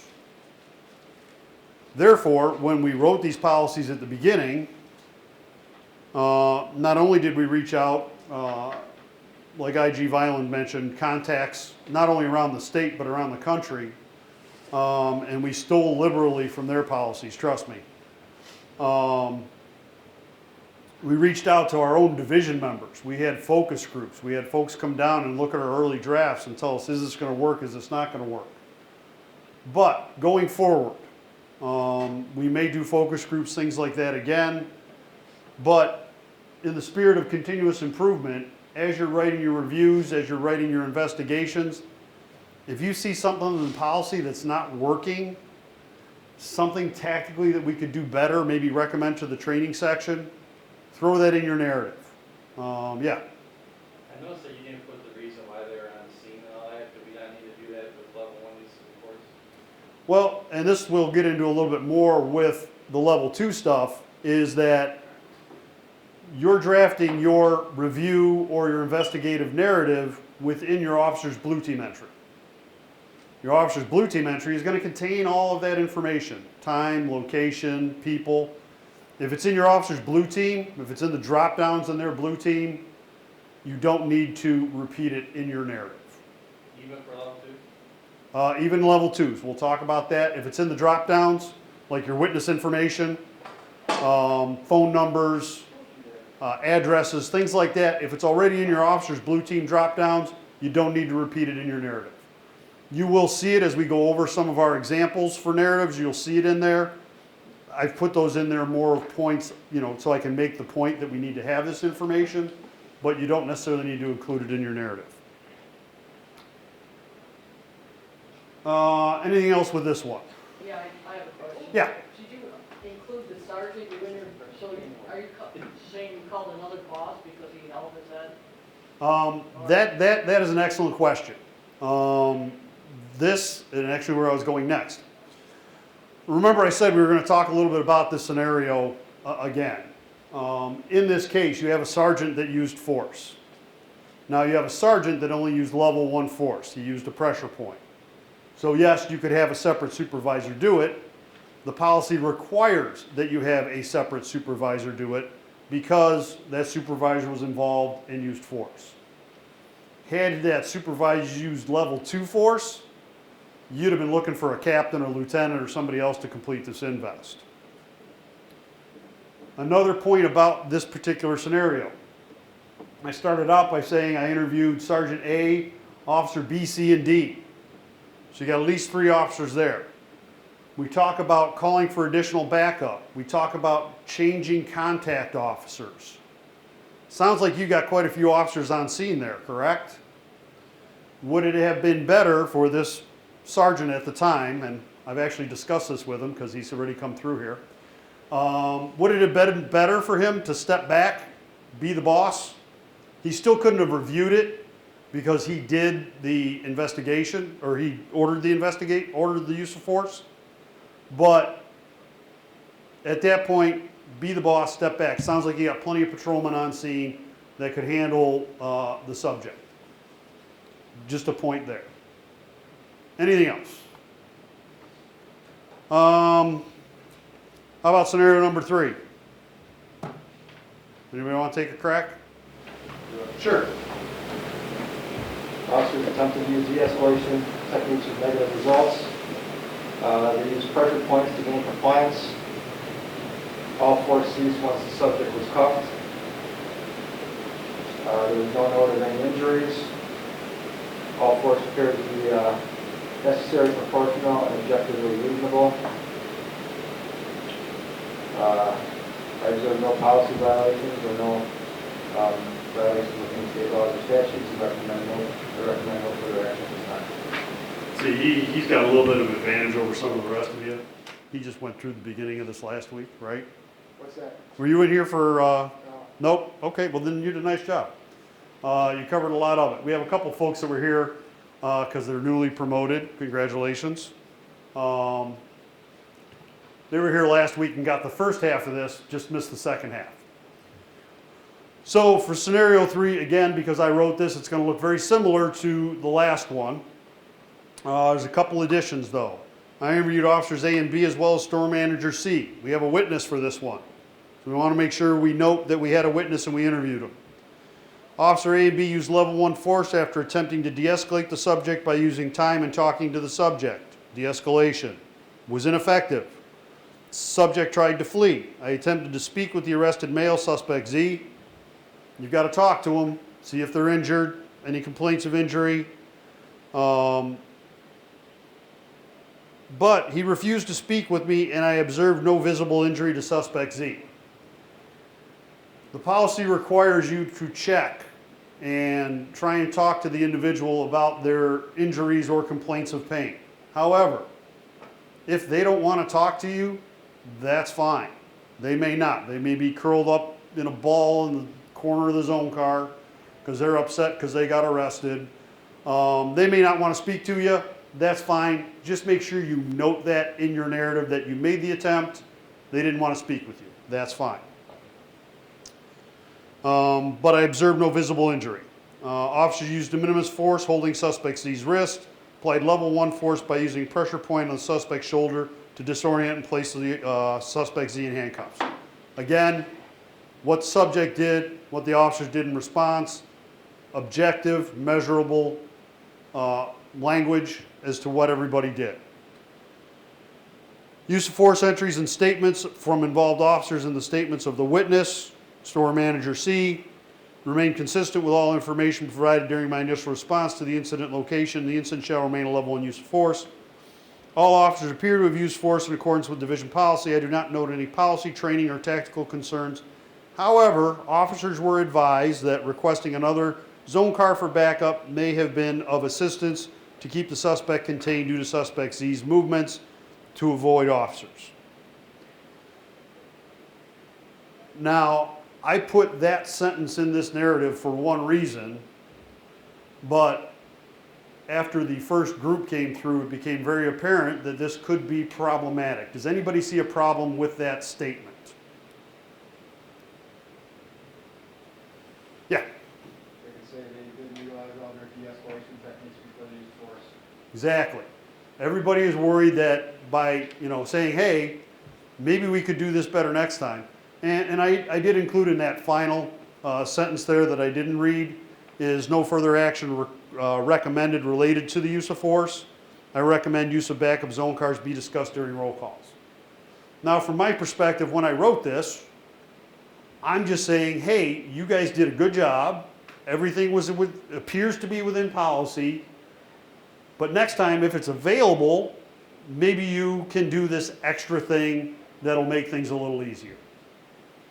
I understand why people look at it that way, as possibly you didn't de-escalate enough. It's not how it was intended. Again, the goal is continuous improvement with the division. If you're not comfortable putting something like that, or you think it may result in, questions about the use of force, by all means, don't put it in there.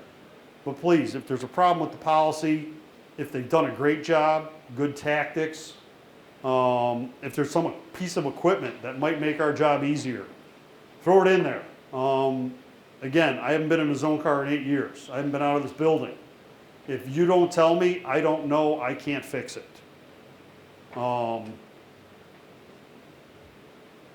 Any questions?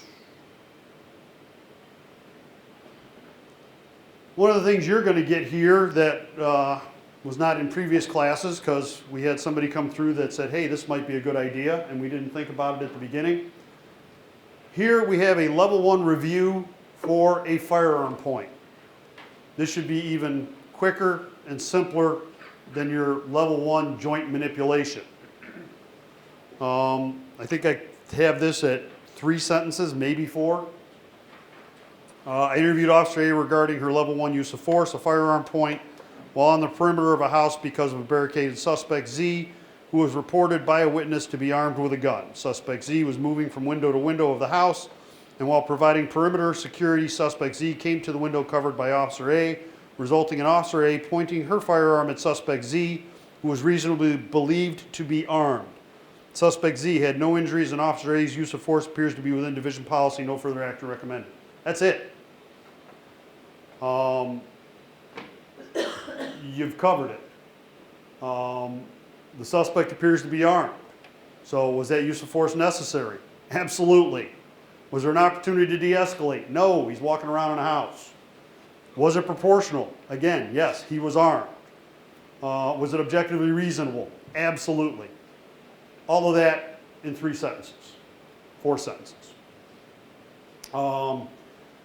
Any of the examples we used during the training today and tomorrow, the last slide of the presentation will be my email address. If you just shoot me an email, I will be more than happy to provide them as examples.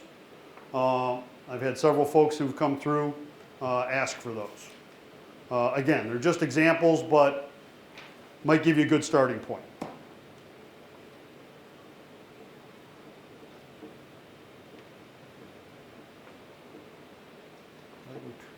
Yes. All right. Supervisors, remember I talked about a little bit earlier your use of force levels. You're trying to figure out what a use of force is. Is it de minimis? Is it level 1? At any point, any supervisor in the chain can look at that and determine, well, this level 1 really is a level 2. It can go the other way. They can look at that level 1 and go, that's not really even a level 1, that's de minimis. But supervisors shall elevate and investigate any level 1 use of force that appears to have been improperly categorized. So if you do that, obviously then you're going to have to, if you elevate it up to a level 2, then you're going to make sure that level 2 invest gets done. Again, if you have questions as to a level, you're really not sure, talk to other supervisors, talk to your lieutenant, your captain. If you have to, call Bakeman in the middle of the night. I love telling people call Bakeman in the middle of the night. This is just an example. An officer reports a use of force in which they use joint manipulation level 1. Upon review of the incident, it becomes clear that the joint manipulation caused injury to the suspect. The supervisor shall escalate it to a level 2 use of force and follow steps for a level 2 investigation. While this did not happen to me, were it today, I would have been filling out a witness statement. We had an incident, domestic. We went into the house. Girl is giving her mom every which way from Sunday. Little tiny slip of a girl. Couldn't have been more than 90 pounds. 2 gigantic officers, they're talking to her, being very uncooperative, but when they take her arms, obviously very big officers, no problem. They just guide her hands behind her back, put handcuffs on her, we take her out. We continue talking to mom. It's probably 10, 15 minutes later when somebody, actually goes and checks on her. She starts complaining of pain. What those two officers missed as they guided her arms behind her back was the very small snapping noise. They actually inadvertently broke her arm. Perfect example, something you think you just have either a de minimis or a level 1 at most, getting her hands behind her back, but all of a sudden now she's injured. Now you're going to make sure that's a level 2 investigation and it gets handled as such.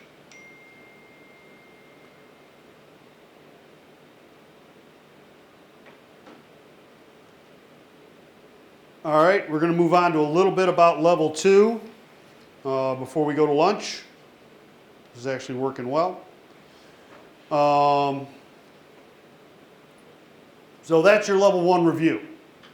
Tomorrow we'll talk about what you do with that after you complete it.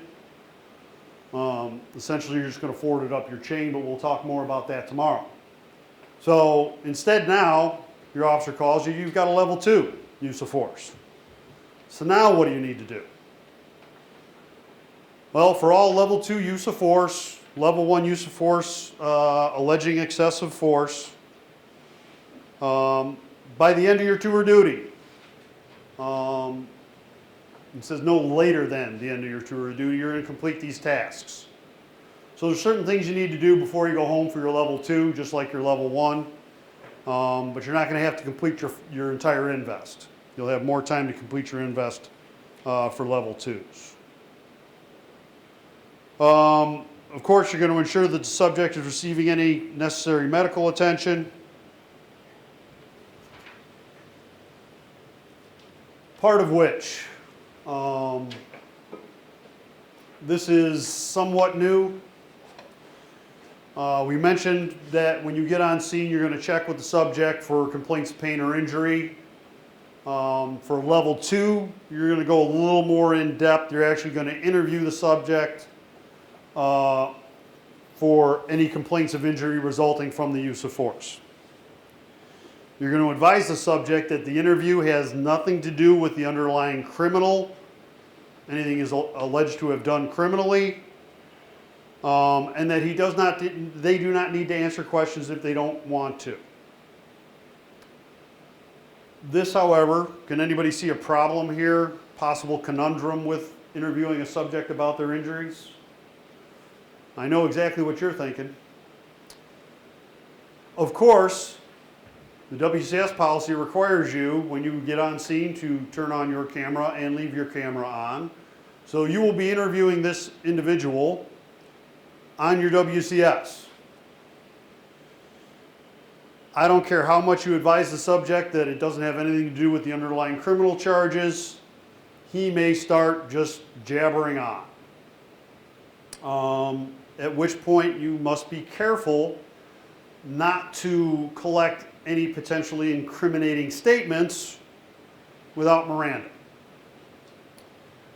The City of Cleveland prosecutors, the Cuyahoga County prosecutors, take a view of Miranda that I don't necessarily understand, but it is their position that anytime a person is not free to leave, you should be giving them Miranda. We all went through search and seizure training last year. We had the scenario with a guy who's waving a gun outside his house. As soon as you start to approach, he sees you, he throws that gun in the house. But presumably, and my partner and I drew our guns and pointed them at him because he had a gun in his hand. He throws it in the house. Tactically, everything, guns away, we start talking to him. Get to the end of the scenario. The prosecutor who was watching that scenario advised us that we should have Mirandized him. Both my partner and I, senior officers, been around a while, we're like, why is that? He said the minute you pointed your firearm at that person, he felt he was no longer free to leave. You should have Mirandized him. So, that is the advisement we are getting from our prosecutors' offices. That's what causes a problem with this particular part of the policy. My recommendation has been, if you get on scene, talk to your officer, find out if that officer has just Mirandized him. If it's only been a couple of minutes, he understood his rights, they have it on their WCS, you might be okay. If you want to be 100% sure, before you do this interview, just read a Miranda. Because you may get that incriminating statement, which is not the end of the world, but then at some point you're going to have to Mirandize them and get them to give you that incriminating statement again. So that's just something to be aware of for that particular part of the policy. And then you've done all that, you're now going to start thinking about how you're going to complete your thorough and impartial investigation of your level 2 use of force.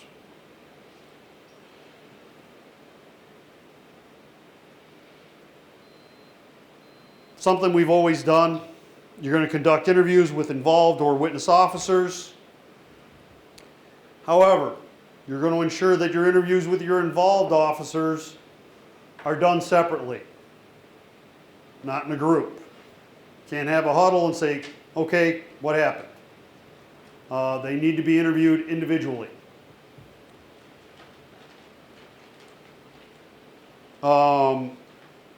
Supervisors, when you're interviewing your officers about the use of force, you cannot ask leading questions that may suggest a legal justification for their actions. How did the arrestee attack you? So when the suspect charged you, it justified you using a takedown. Leading questions, can't ask those. You're just, what happened?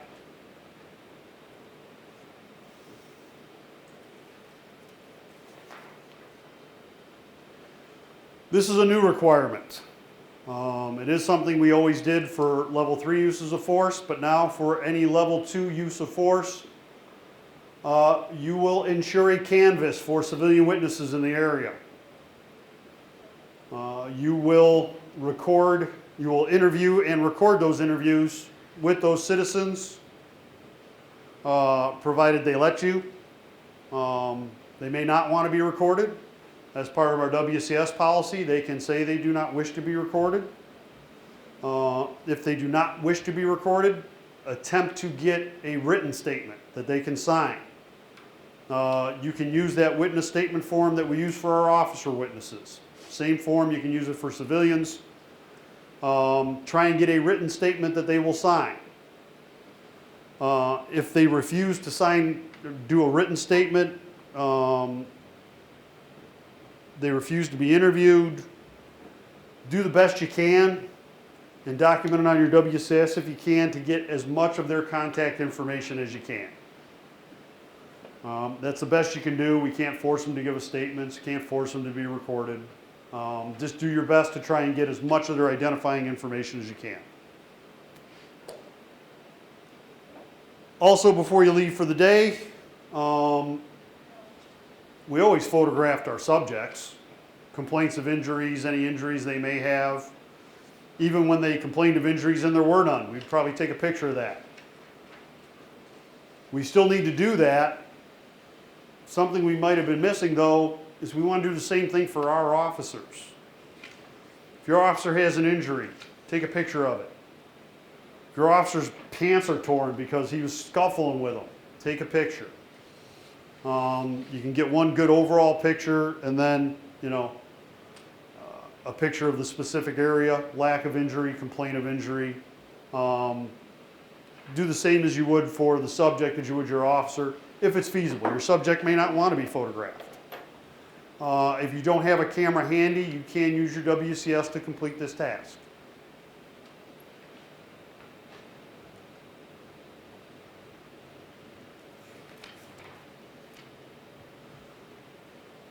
You're going to ensure that any evidence that could establish material facts, you're going to collect that.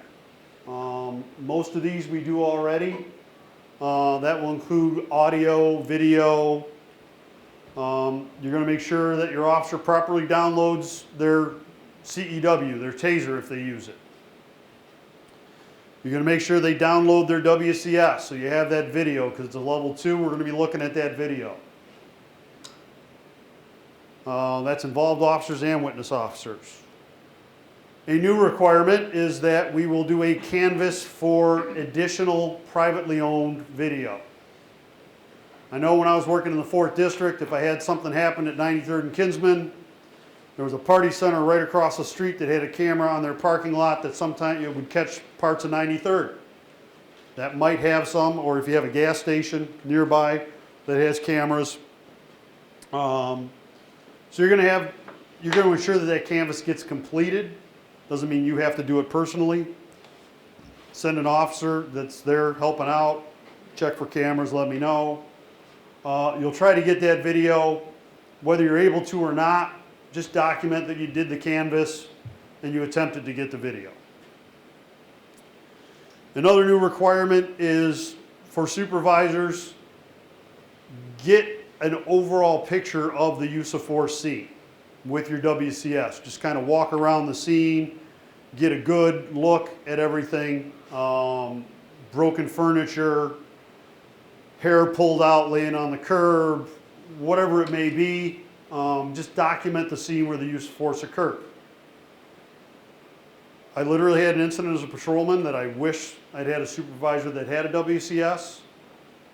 We walked into the house, mom wants adult son to leave. Adult son seems more than happy to leave until he set that first foot over the threshold. Then he changed his mind. I have not been in a fight like that in many, many years. There was not a stick of furniture, there was not a drape, there was not a picture hung that was not destroyed in that fight. We literally broke everything in this woman's living room, dining room. It would have been great to have the supervisor show up, be able to get video of all that. We did figure out what the problem was after he sat in the zone car for about 5 minutes, and we smelled that very chemically wet smell. So make sure you get video of the scene. You're going to include any subject or officer's medical paperwork. We talked about injury invests earlier. Yes, you're going to need that paperwork for your injury invest, but you're also going to scan it, the OWC 3, 4. You're also going to scan that and make that part of your use of force investigation as well.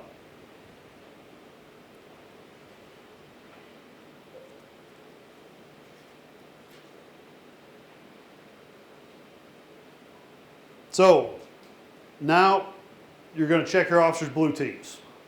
You're going to ensure that involved officers have completed their use of force entry before they go home.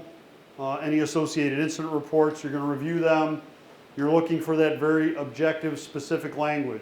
What the subject did, what your officer did. Not, feelings or impressions or points of view. Nothing subjective, very objective. Try to avoid the boilerplate language. They made furtive movements, that kind of thing. Objective, what each person did. You're going to make sure all your witnessing officers have completed their witness statements, gotten them to you so that you can include those with your invest before the end of their tour of duty.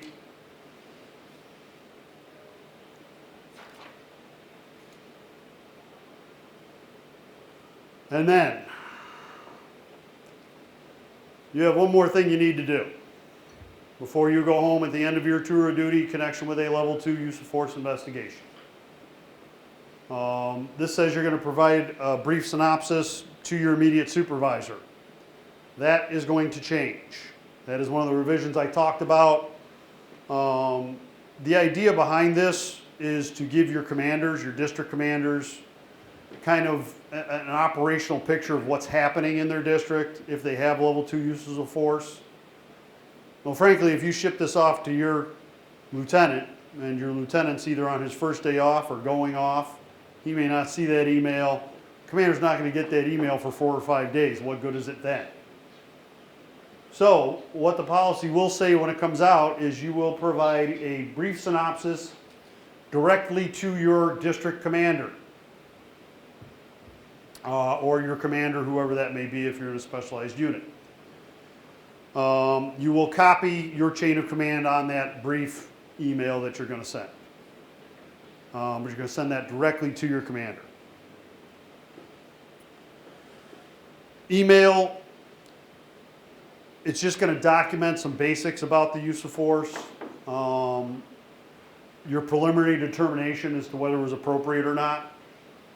And the word preliminary there is very important. It can change. This is just based on, I got on scene, this is what I saw. Without viewing any WCS, without digging into any witness statements, this is what I think I think the force was appropriate. And a brief example of what you might send to your commander. Commander J, during B platoon on September 4th, 2020, officers X and Y applied level 2 force, a takedown, in response to subject A's actions, fleeing from officers as they attempted to arrest him in connection with a domestic violence with injuries. On scene, preliminary investigation indicates the officers acted within policy. You got your date, you got your time, type of force, type of resistance, preliminary determination, and a CAD number. That's all you need. Quick, brief little synopsis. Send that to your commander in connection with your level 2 use of force, and you are done. Those are the things you need to do before you go home at the end of your tour. That is all I have for today. So I will be back tomorrow morning. We will go over what you need to do for your level 2 investigations. We will go over the FIT team, what your responsibilities are there. And we'll talk a little bit about FRB because I'm sure we'll probably have time. This afternoon, I'm going to send you to lunch at 11, which means you will need to be back here at 12. And you will have Captain McEntee for your leadership training. And with that, please be back at 12.